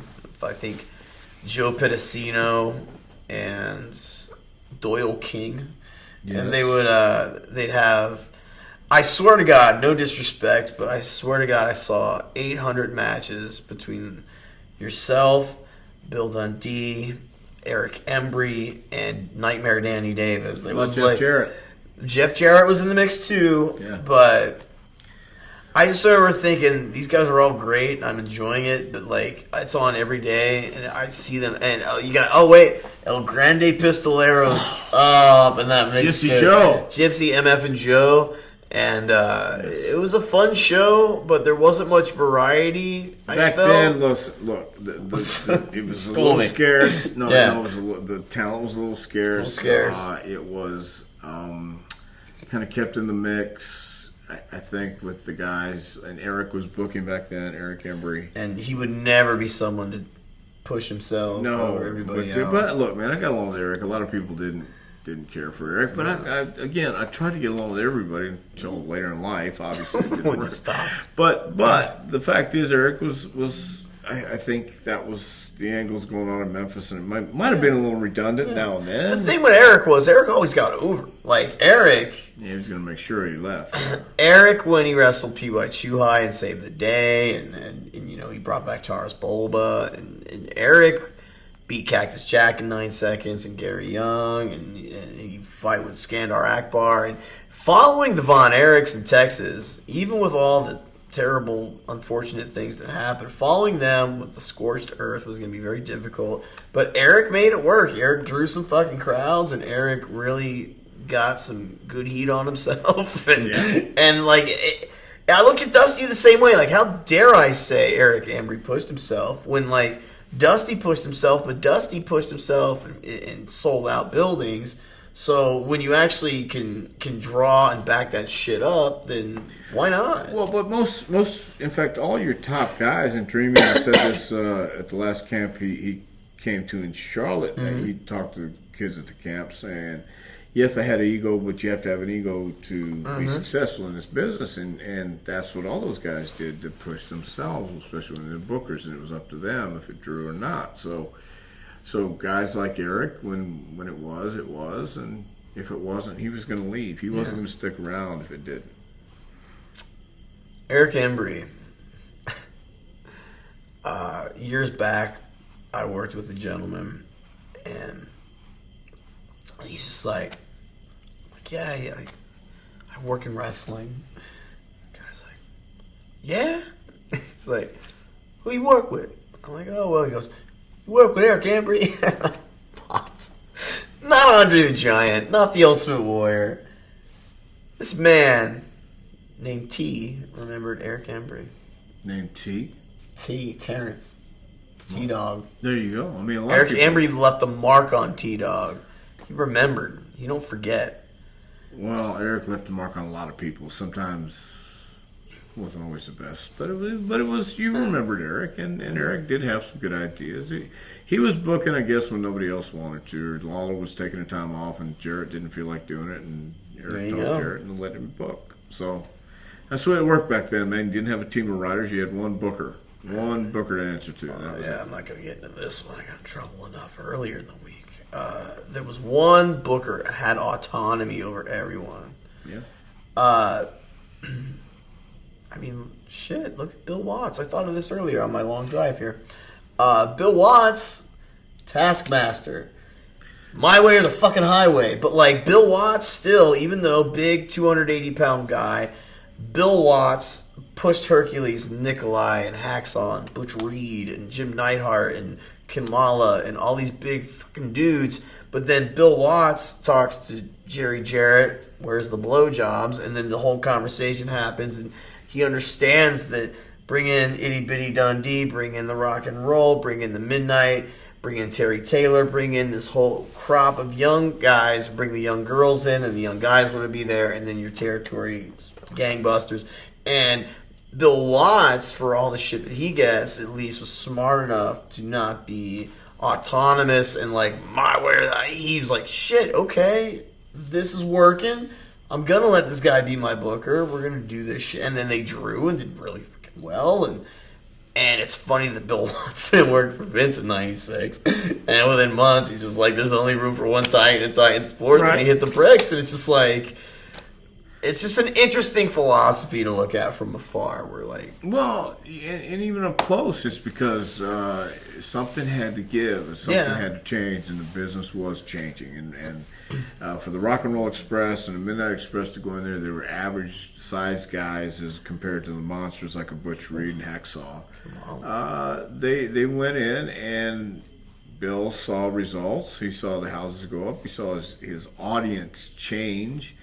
And the business was changing. And so, yeah, for Bill Watts was about making money. Bill Watts knew and understood it was business. And for being the taskmaster he was, he also, if you loved wrestling, yes, the trips were tough. And yes, you'd make 3,000. It was a 3,000-mile-a-week territory. It was. And they were long trips. But the way you survived that and the way you made it in those days was the wild, wild west. You did what you had to do, and you lived on the road, and you loved what you did, or you didn't do it anymore. I mean, that's what it was, man. And you learned. And you learned. And you Everyone consistently will say they learned so much in that territory. You couldn't help but learn by working every night and being around those people and being around those guys. But details, too. Because, like, Watts always said that I guess he had been under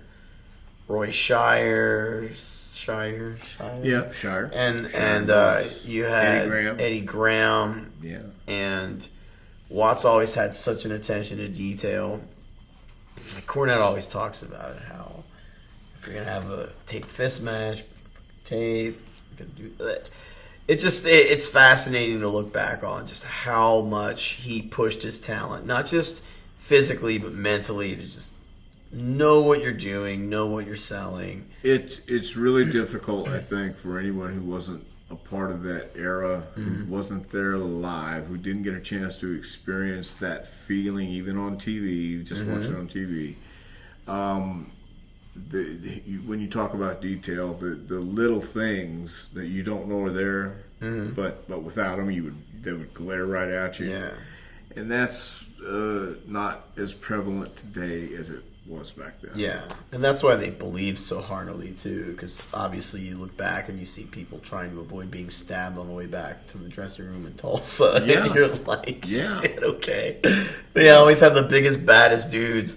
Like, you thought the talent was huge, but they always had these big-ass security guys that could literally, like, almost bigger than Grizzly Smith, just, like, hiding everyone away to make sure there's no stabbings on the way out, and people throwing batteries and bricks and fucking everything else. So from there, let's make our way to Smoky Mountain Wrestling, 1991, 92. No, I think it was 91. 91, and yourself and Stan Lane are the initial reincarnation of the Heavenly Bodies.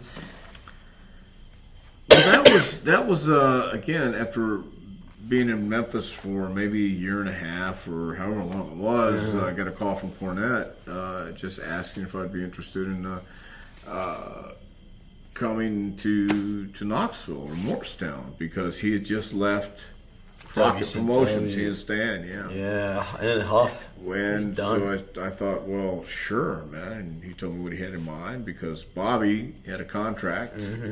And going into Smoky Mountain, once again, this was the first time that somebody called me up and says, this is what we're going to do, and this is what we have in mind. This was the laid out plan, and Rick Rubin was backing it, and this is what we can afford to pay, and hopefully we'll get better, but this is what it is. So that was a great opportunity, because, again, just coming off that national TV and working with Ricky and Robert, is going to be working with the Fantastics first, and then here comes Rock and Roll. Now, was that Bobby and Tommy or Bobby and Jackie? Bobby and Jackie. Jackie, okay. Yeah, and we came in and did our deal and established us as the main team. I think we won the belts. Oh yeah, it was pretty quick. The titles. We don't call them belts. Okay. Well, Don't say belts, okay? Yeah, okay. And So heaven we- forbid you say straps. we won. You're the gonna get a straps. call from Mark Laro we did immediately. win who? Okay. Yeah. So we won the Smoky Mountain titles, and it was, again, it was another one of those territories where you couldn't help but learn, and this is where I really got to know Jim Cornette. I knew Jim, but this is where I really got an insight, and he would write out notes for the announcers. He talk about details. He wrote the announcer notes. He wrote the finishes. He knew where he was going in each and every match, and it was he was all consumed. But and it was basically a one-man show. He had guys to do the postering and things like that, but it was pretty much. So by the time he's concurrently doing WWF with you guys too, he's really all that. That's 93. That's literally a year later. So he's doing all these things. He's got a couple people in the office helping him out. But you start hearing that Cornette's kind of losing it more often. And when you put that much time into detail and you're trying to just have everything so laid out in such a fashion, and of course he's a student of Dusty and a student of Bill Watts and a student of Bill Dundee, and he's underneath all these brilliant people. So like he wants things done right, and it had to be so tough. And it's weird because when Dream passed, I looked back and I'm just like, Jesus, like Dream at one point in the 80s is booking or having a hand in passing talent to Central States. He's booking Florida or having a hand in passing some talent down there. He's booking Crockett territory. He's an active performer on the show.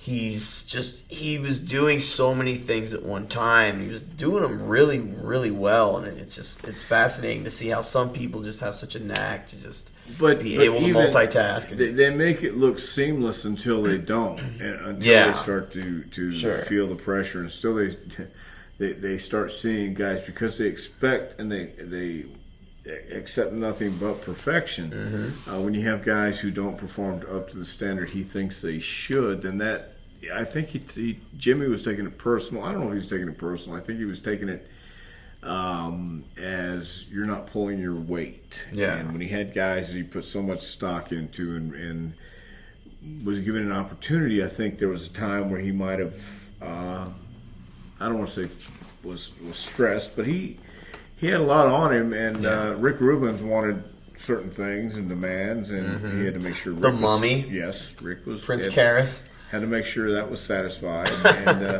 And I can only imagine Cornette's blood pressure the day that he's told that Ruben wants a mummy on the TV. I think he was okay with that because He knew he could just pawn it off on Vandenberg and not have to manage it himself. Probably, because it was just one segment, and that's what Rick wanted, and he was paying the bill, so why not? But eventually, that's again, the times were changing, the business was changing, and it just, there was no way to keep up. People have told me that if Jim would have just concentrated on Smoky Mountain, he could have kept it open. I don't believe that. I believe that it was inevitable. WWF at that time was going to take over. There was Orndorff no way. immediately went to WCW. Like, Jim would resurrect talent, or he would take talent, and there'd be buzz. Like, I remember you guys and the Rock and Roll were on Super Brawl. I think, 3. It was actually down here, if I'm not mistaken, in the... No, it was in Johnson City, Super Brawl. Boom, Tennessee, okay. Because that was a hell of a match. That was a hell of a show, because Orndorff and Cactus was on that, too. Yeah. But he would find a way to just get all these names out. Ron Garvin, Buddy Landell. What a cast. Like, what an eye for talent, for one. And then there was he had Billy Black. Was Billy Black and Joel Deaton there for a minute? They didn't last, but they were there for a little bit. Maybe they were, but we were in and out for a while there too. So Al Snow. Yeah, Jim not only had an eye for it, but he had a connection to it. Yeah, and he that's could cultivate really it once he helped. had it. Yeah, yeah, because guys wouldn't come in for just anybody. Unabomber, Glenn Jacobs. Yeah. You had D'Lo Brown, Chris Jericho, Lance Storm. The list goes on and on. Smoky Mountain was their first Jericho and Storm's first U.S. territory. Yeah. So I mean, a lot of guys cut their teeth in Smoky Mountain who now finally went to WWE. So it was a great. Again, that was it. Still, there was right on that cusp of wrestling fans and the wrestling business changing. And oh yeah. And Ruben, I think, had lost about as much money as he wanted to lose. And honestly, it was. I think Jim probably had his wit's end of it, and he was too, kind of and I like, think what? I'm finally gone to WWE and the Casey O'Connor thing, and then all these other. There's just so many things happening. Him and Horner had a falling out. I guess. Right. The Gangsters had all that heat for all the wrong reasons, supposedly. And, right. And he's just dealing with all this shit. I just think he was probably like, you know what?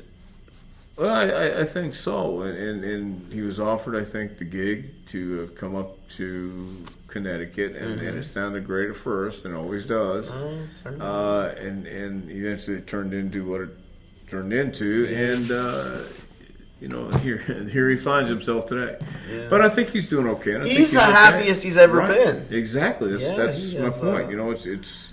It's one thing. At least he went through it. He did it, and he sustained. You gotta it try. Yeah. Yes. Wait, you told me earlier not to try? I know I did, but I'll leave that alone. God damn it. It's all right. You don't have to try. He did whatever it took, and then finally he just says, this is what it's going to take, and he knew it was time to shut down. And sometimes you have to know when to say when. Sometimes that is the point. You have to know when to say, enough is enough. All right. Well, this is when I said enough is enough.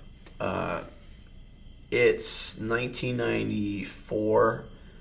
We're in Boston.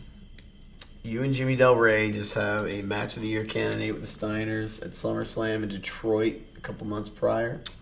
It's the Survivor Series. Maybell and the rest of the fucking clowns come out and squirt toothpaste and have one of the worst matches I've ever seen. And then you guys in the R&R come out You and Jimmy Del Rey this time, not Stan, because Jimmy steps in, and you and him. To me, it was like the next level, Bobby and Dennis, because like you were kind of the executioner, and he had a little more sizzle, and I just thought it really worked. It was conducive and made for really great matches with so many different teams. But this night, what the fuck is wrong with Boston, Doc? Man, do you hate the town to this day? Like, why did Boston not give a shit? I love if I watch the match on mute, I will thoroughly enjoy it. But like, it was a really weird crowd. I think it was. I don't. Oh, here's what I'll pin it on, man. It's just Please do. that northern crowd, and I can't say that because Shawn Michaels got over too, and he's from Texas. They just hated it, man. It was a Southern style match. It was that spot match that we did, and it was the same thing in the Garden, man. Yeah. They just did not. It's weird because click with them. We didn't register. So I mean, I think that match with smaller Northeast audiences, because what happened was one of my favorite matches in ECW history, actually. And I'm a high spot fucking guy, and I want like tables, and I'm cool with Sandman and all the crazy mayhem they were doing.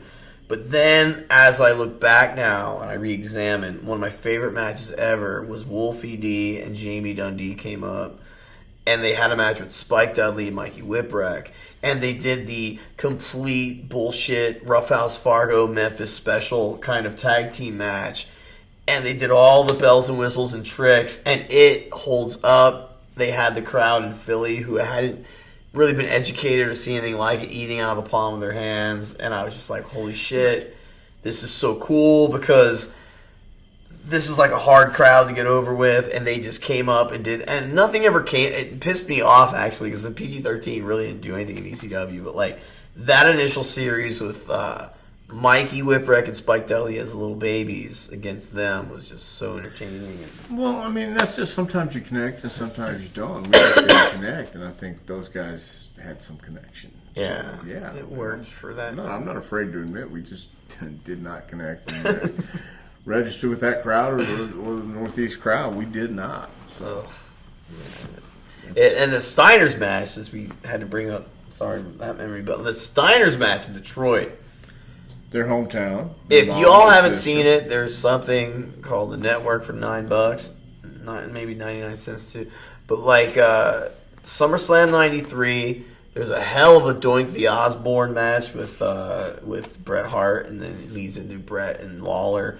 But then also augmenting it as well is the Heavenly Bodies against the Steiners.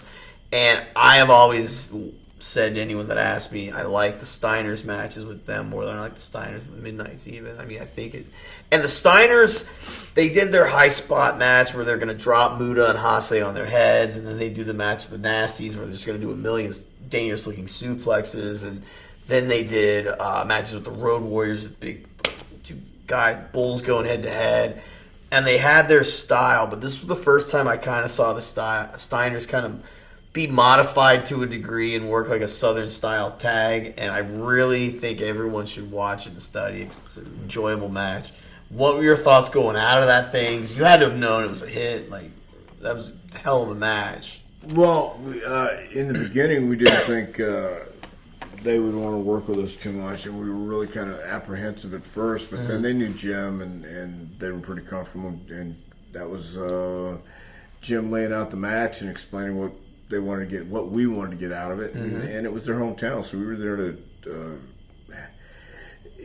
That was, I mean, how could you not be over in their hometown? So they were, and but it was cool. We felt like it went well, but that was supposed to be a one-off deal, man. I love that. There's so many things I remember from that vividly. I remember the scoop, the leg, bulldog. I remember the Jimmy Del Rey sweep over the top DDT, and then it getting countered into a Northern Lot. There was so many neat little things in there. A lot of crisscross stuff where you guys end up hitting each other, and it all got over like $1 million.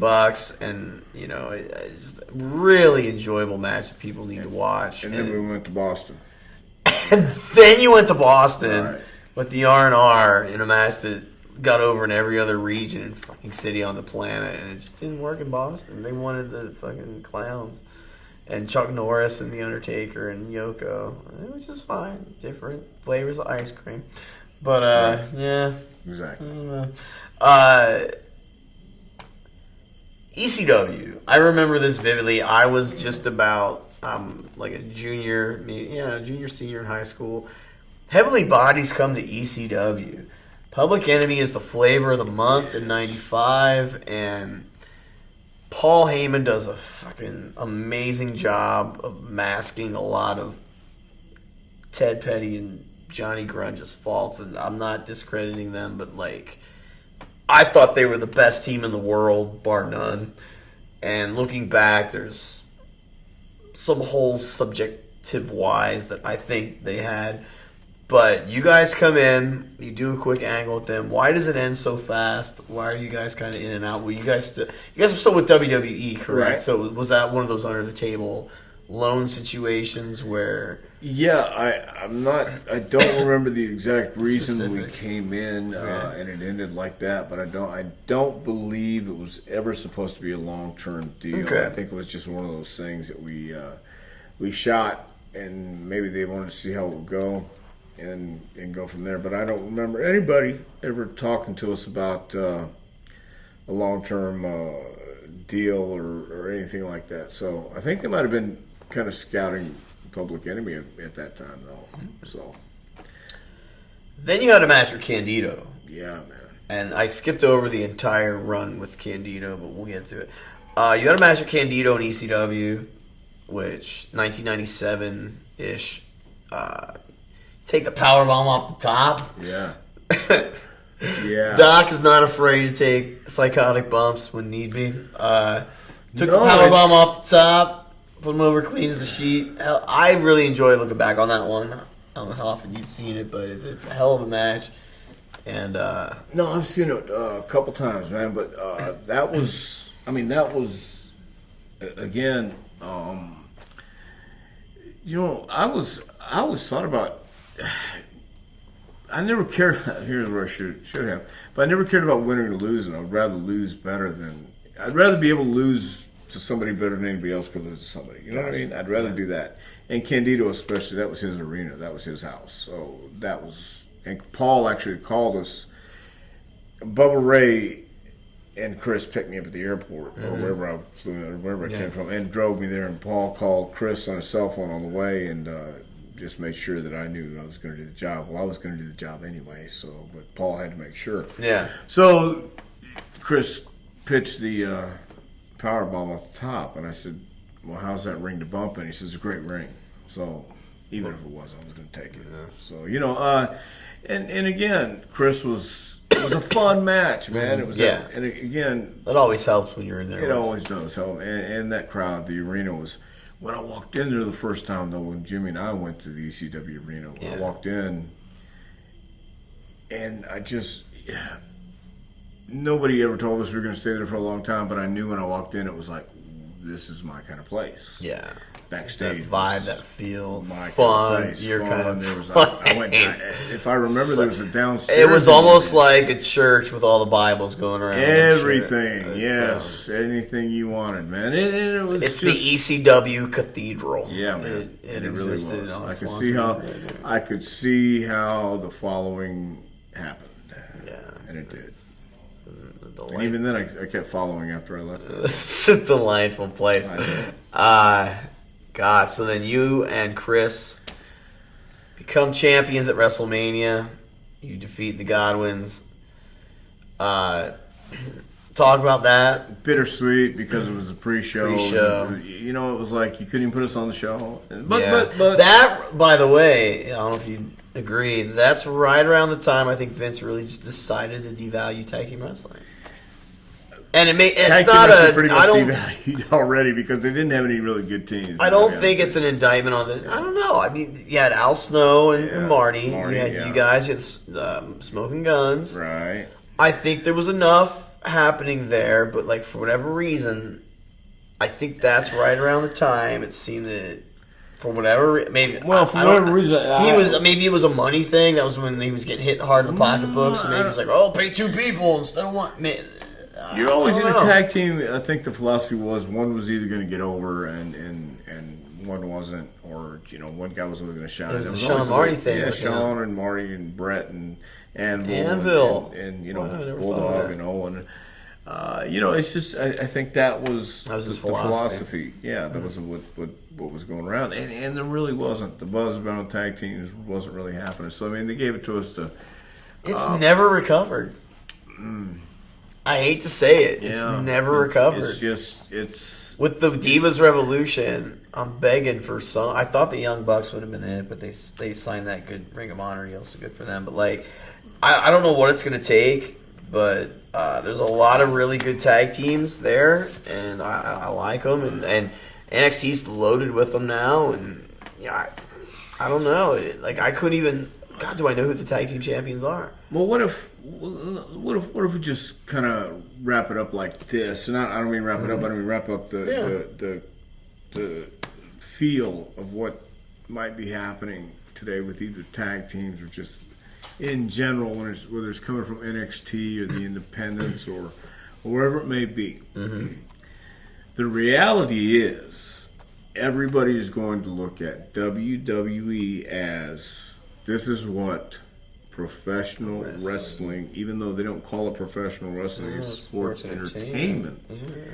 People will say this is what professional wrestling is. So, right, wrong, or indifferent, that is what it is. So, trickle it down, unless you have people, and look, I've come to the realization and rationalization that the Young Bucks and their form and their type of performing is what people will react to and enjoy. Oh man, can I have a moment in the bathroom right now? I understand that. Yes. But once again, it's not your. Paul Bosch said this, and I Yeah. said this earlier, that I like to go fishing and I like strawberries, but I don't go fishing with strawberries. I put worms on the hook. So if you're trying to catch fish, you put what they like on the hook. So if you want people who enjoy that style, you give them that style. If it wasn't drawing and it's not working, then you don't feature them. But I understand that it's not my cup of tea. It's not something I get, but I'm not the demographic they're going for. Sure.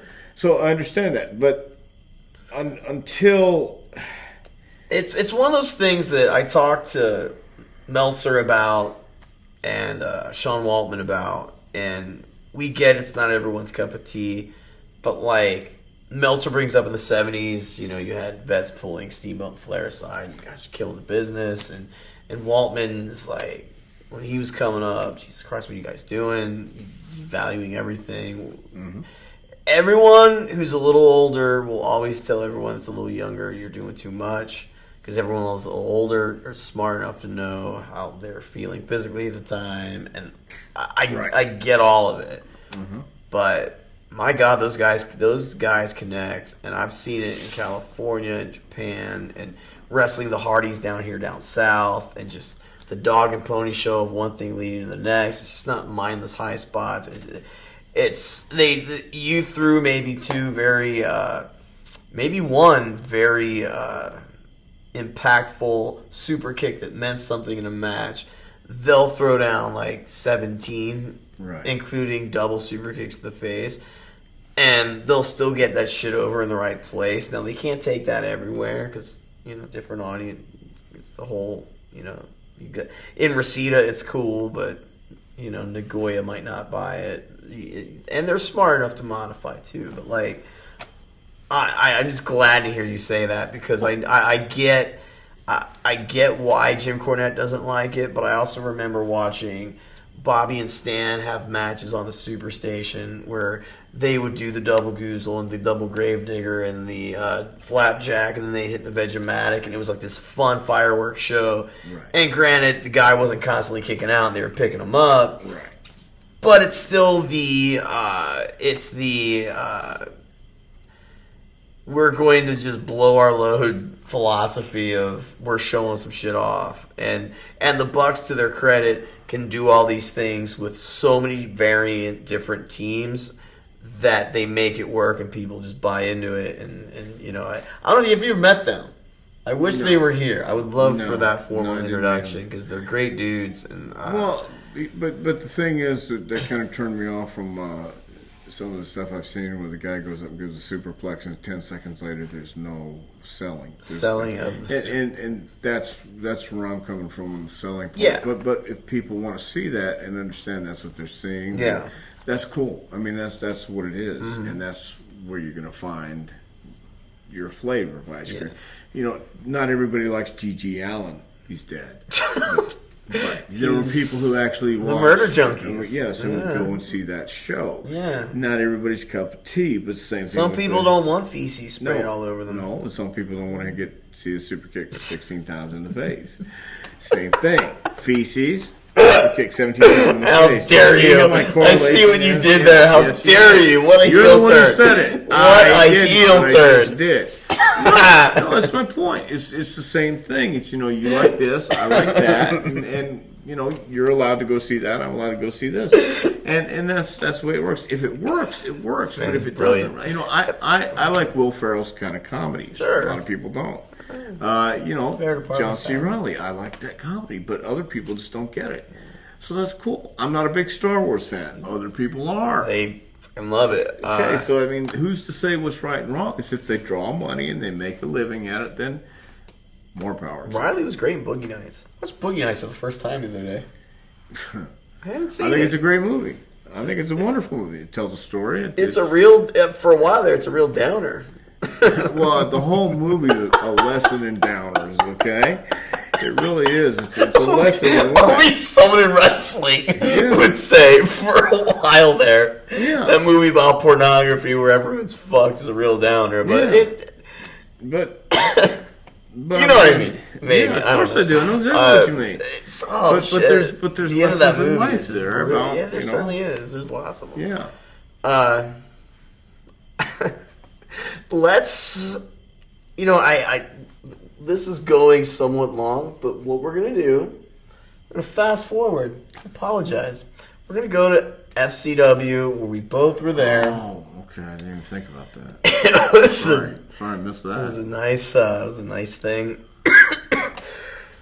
Let's just talk about a couple people.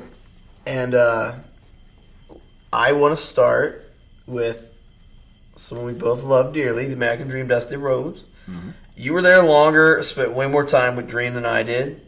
But let's talk about Dusty and just the stories that will be produced by being around him. The thing about Dusty Rhodes is you can't imagine how big of a star he really was and is to this day. If you only know WWE or WWF, there's no you can't ascertain reference. Yeah, how huge he was in the NWA, right?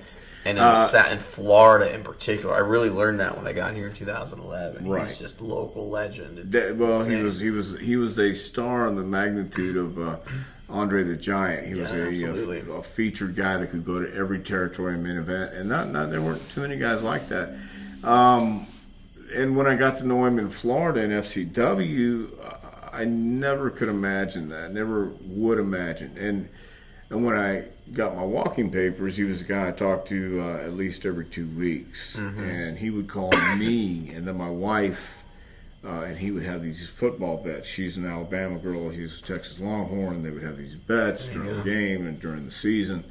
So, you know, we could tell stories all night long about Dream, but the fact is, his loyalty was so strong, and I think that's. And I've had him mad at me before. And I've had him mad at me too. Well, I've had to apologize to him, and thank God I did because he deserved it. And he was cantankerous at times. Of course, and we all can be, but he was one of the top 5 in the world. And you talk about history, the guy who had been there, done that. So, you know, he invented pandemonium. The kids in FCW, I don't think fully realized who was actually directing them and helping them because they were too young. Sure. But to understand that history and to be able to see it and then work with him was just I incredible. wrote about it because I remember I knew what I was walking into. The day I was trying out and he was in his office and Matt Martellero pulled me aside and was like, you better go introduce yourself to him because he's not going to introduce himself to you. I looked in that room and his stone face, and I knew it was Dusty goddamn Rhodes. I knew that he knew he was Dusty Rhodes, and I knew that I was a nobody, and I had to walk in there, win him over, win his favor, be his trusty assistant, and ultimately, hopefully, coexist and not see my way out the door. So I was just like, oh my God. Yeah. And I will never forget that day because I was so worried about that first interaction. And it wasn't pleasant. Like, I could pussyfoot around and lie and say, oh, we high five. No. Hey, motherfucker, I'm in a big deal. You're not. I say jump how high. Like, this is the way it's going to go. He goes, you better pick up your phone on 2 rings because I'm an important person. And I did everything I was told, and I ultimately really won Dusty over. And it's probably my proudest accomplishment being there. I mean, because he was not easy to win over. No. He went through a couple of assistants. Sure. And, he had a temperament, but ultimately we were very close. And someone, again, as you said, when you leave, he stays in touch with you. And, he never forgets. And it's funny because he always bring up Black Bart and Ron Bass. And that's not just a story. To me, that's like an encapsulation of his character because Black Bart and Ron Bass never necessarily drew Dusty a ton of money, but they were loyal soldiers to Dusty, and he always brought them everywhere he went, and they were his guys.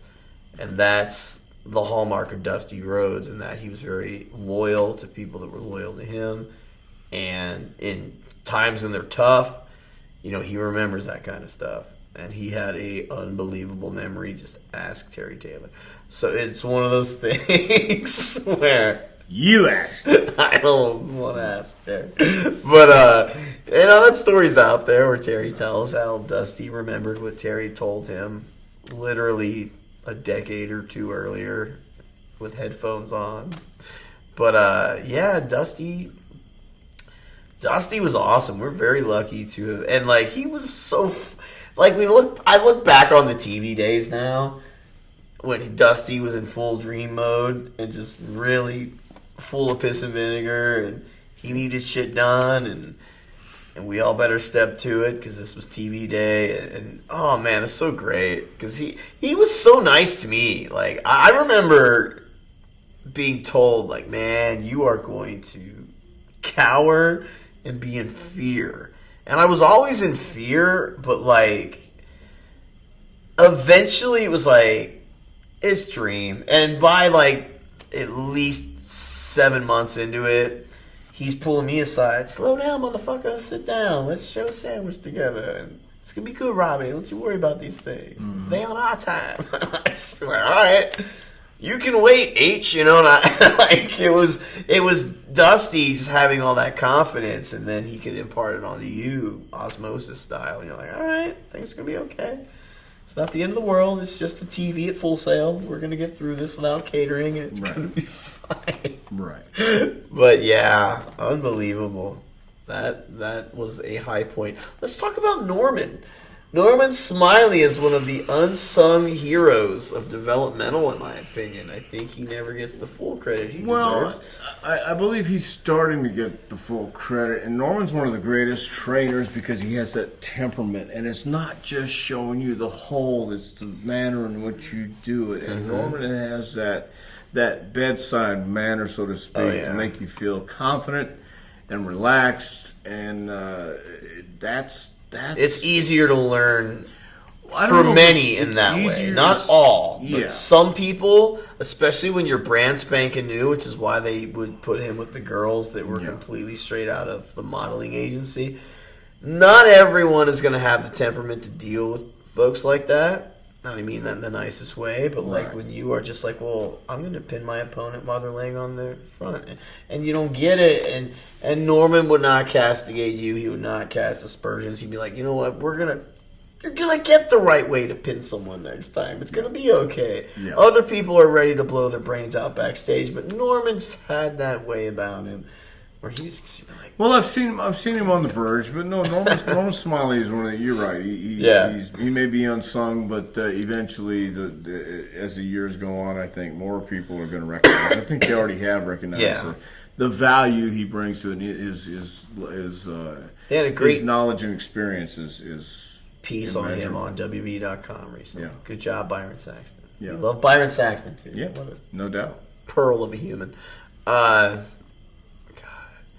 Who were some of the guys prior to me getting here? What a unique question this is. Prior to me getting there in 2011, who were some of the guys that went through that I was not around that you really enjoyed working with? I know you Billy Kidman. Was great to work with. Yeah. He did a great job, man. He really knew his stuff too. John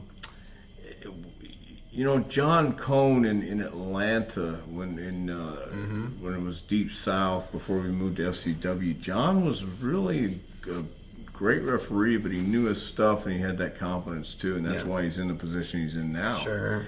And gosh, man, I'm trying to think in Florida. Of course, Yeah, there weren't too many more. No, we had Chris Gray, who was a great English wrestler, and the guy who I forget who. One of the guys came for a tryout one time. Then he went to an independent around Tampa.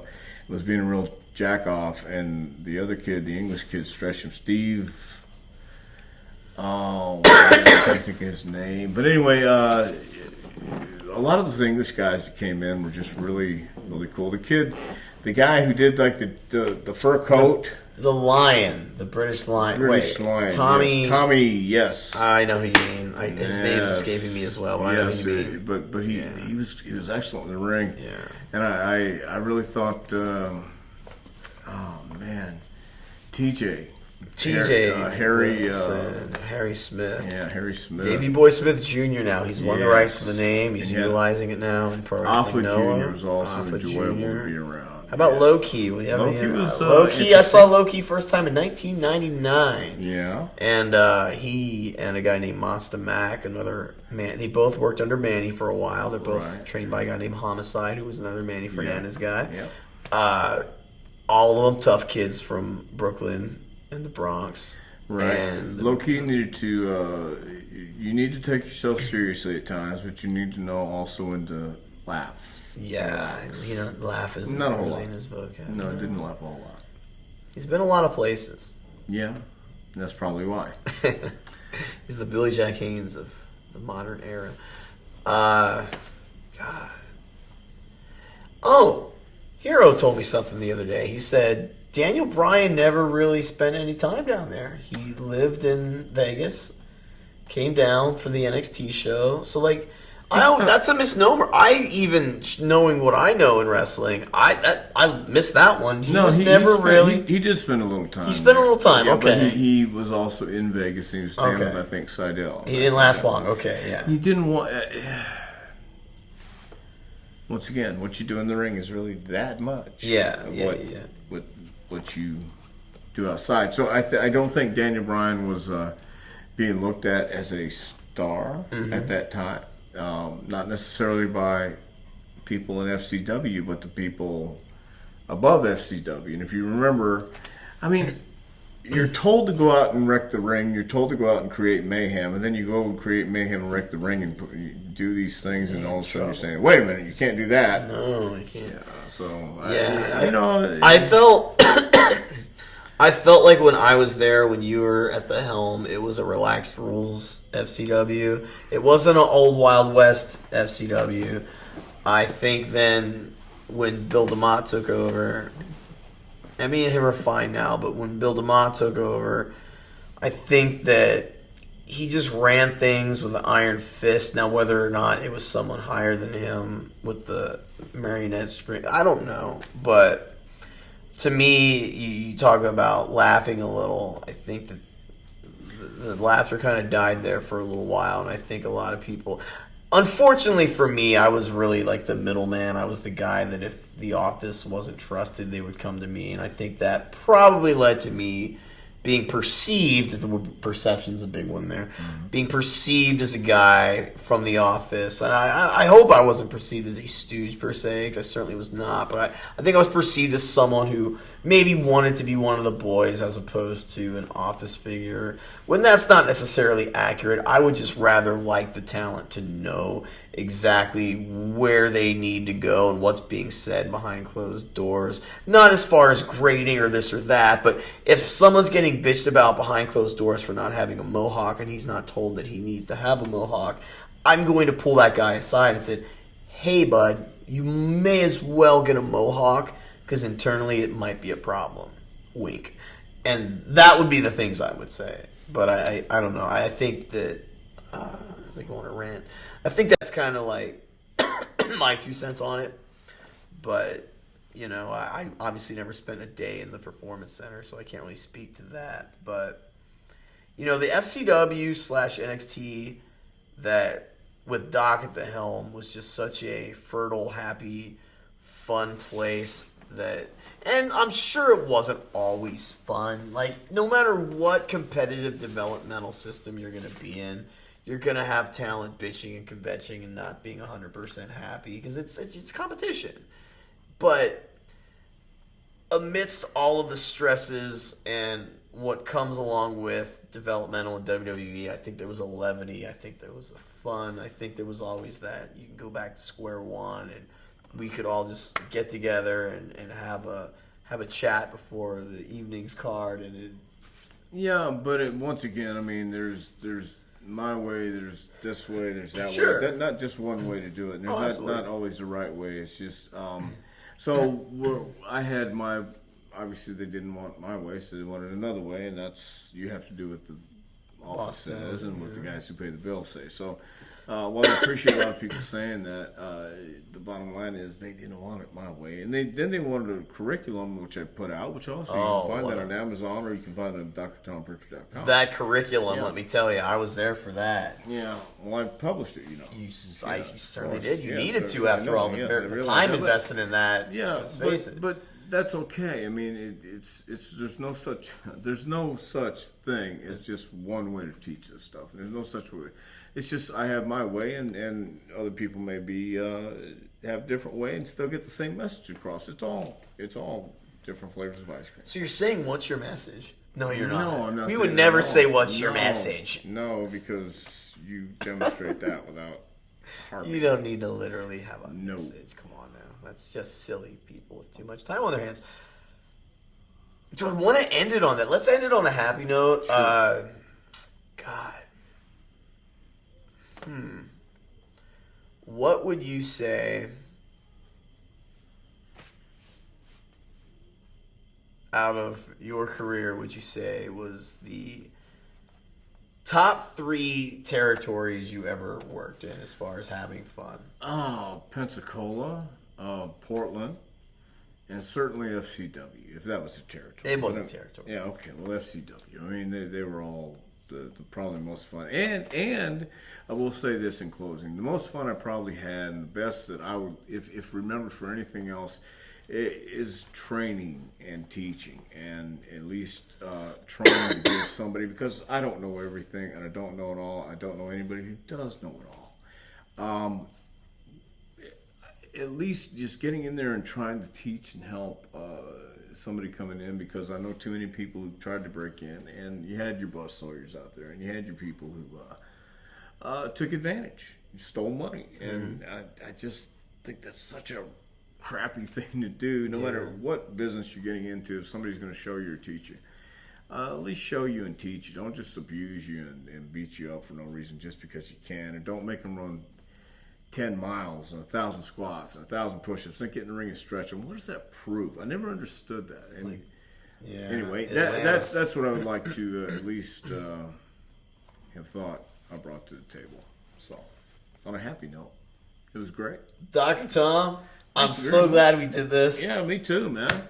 This has been Hitting the High Spots with Rob and Doc. Cool. It's all good. And there will be a part 2, because I think we just scratched the surface.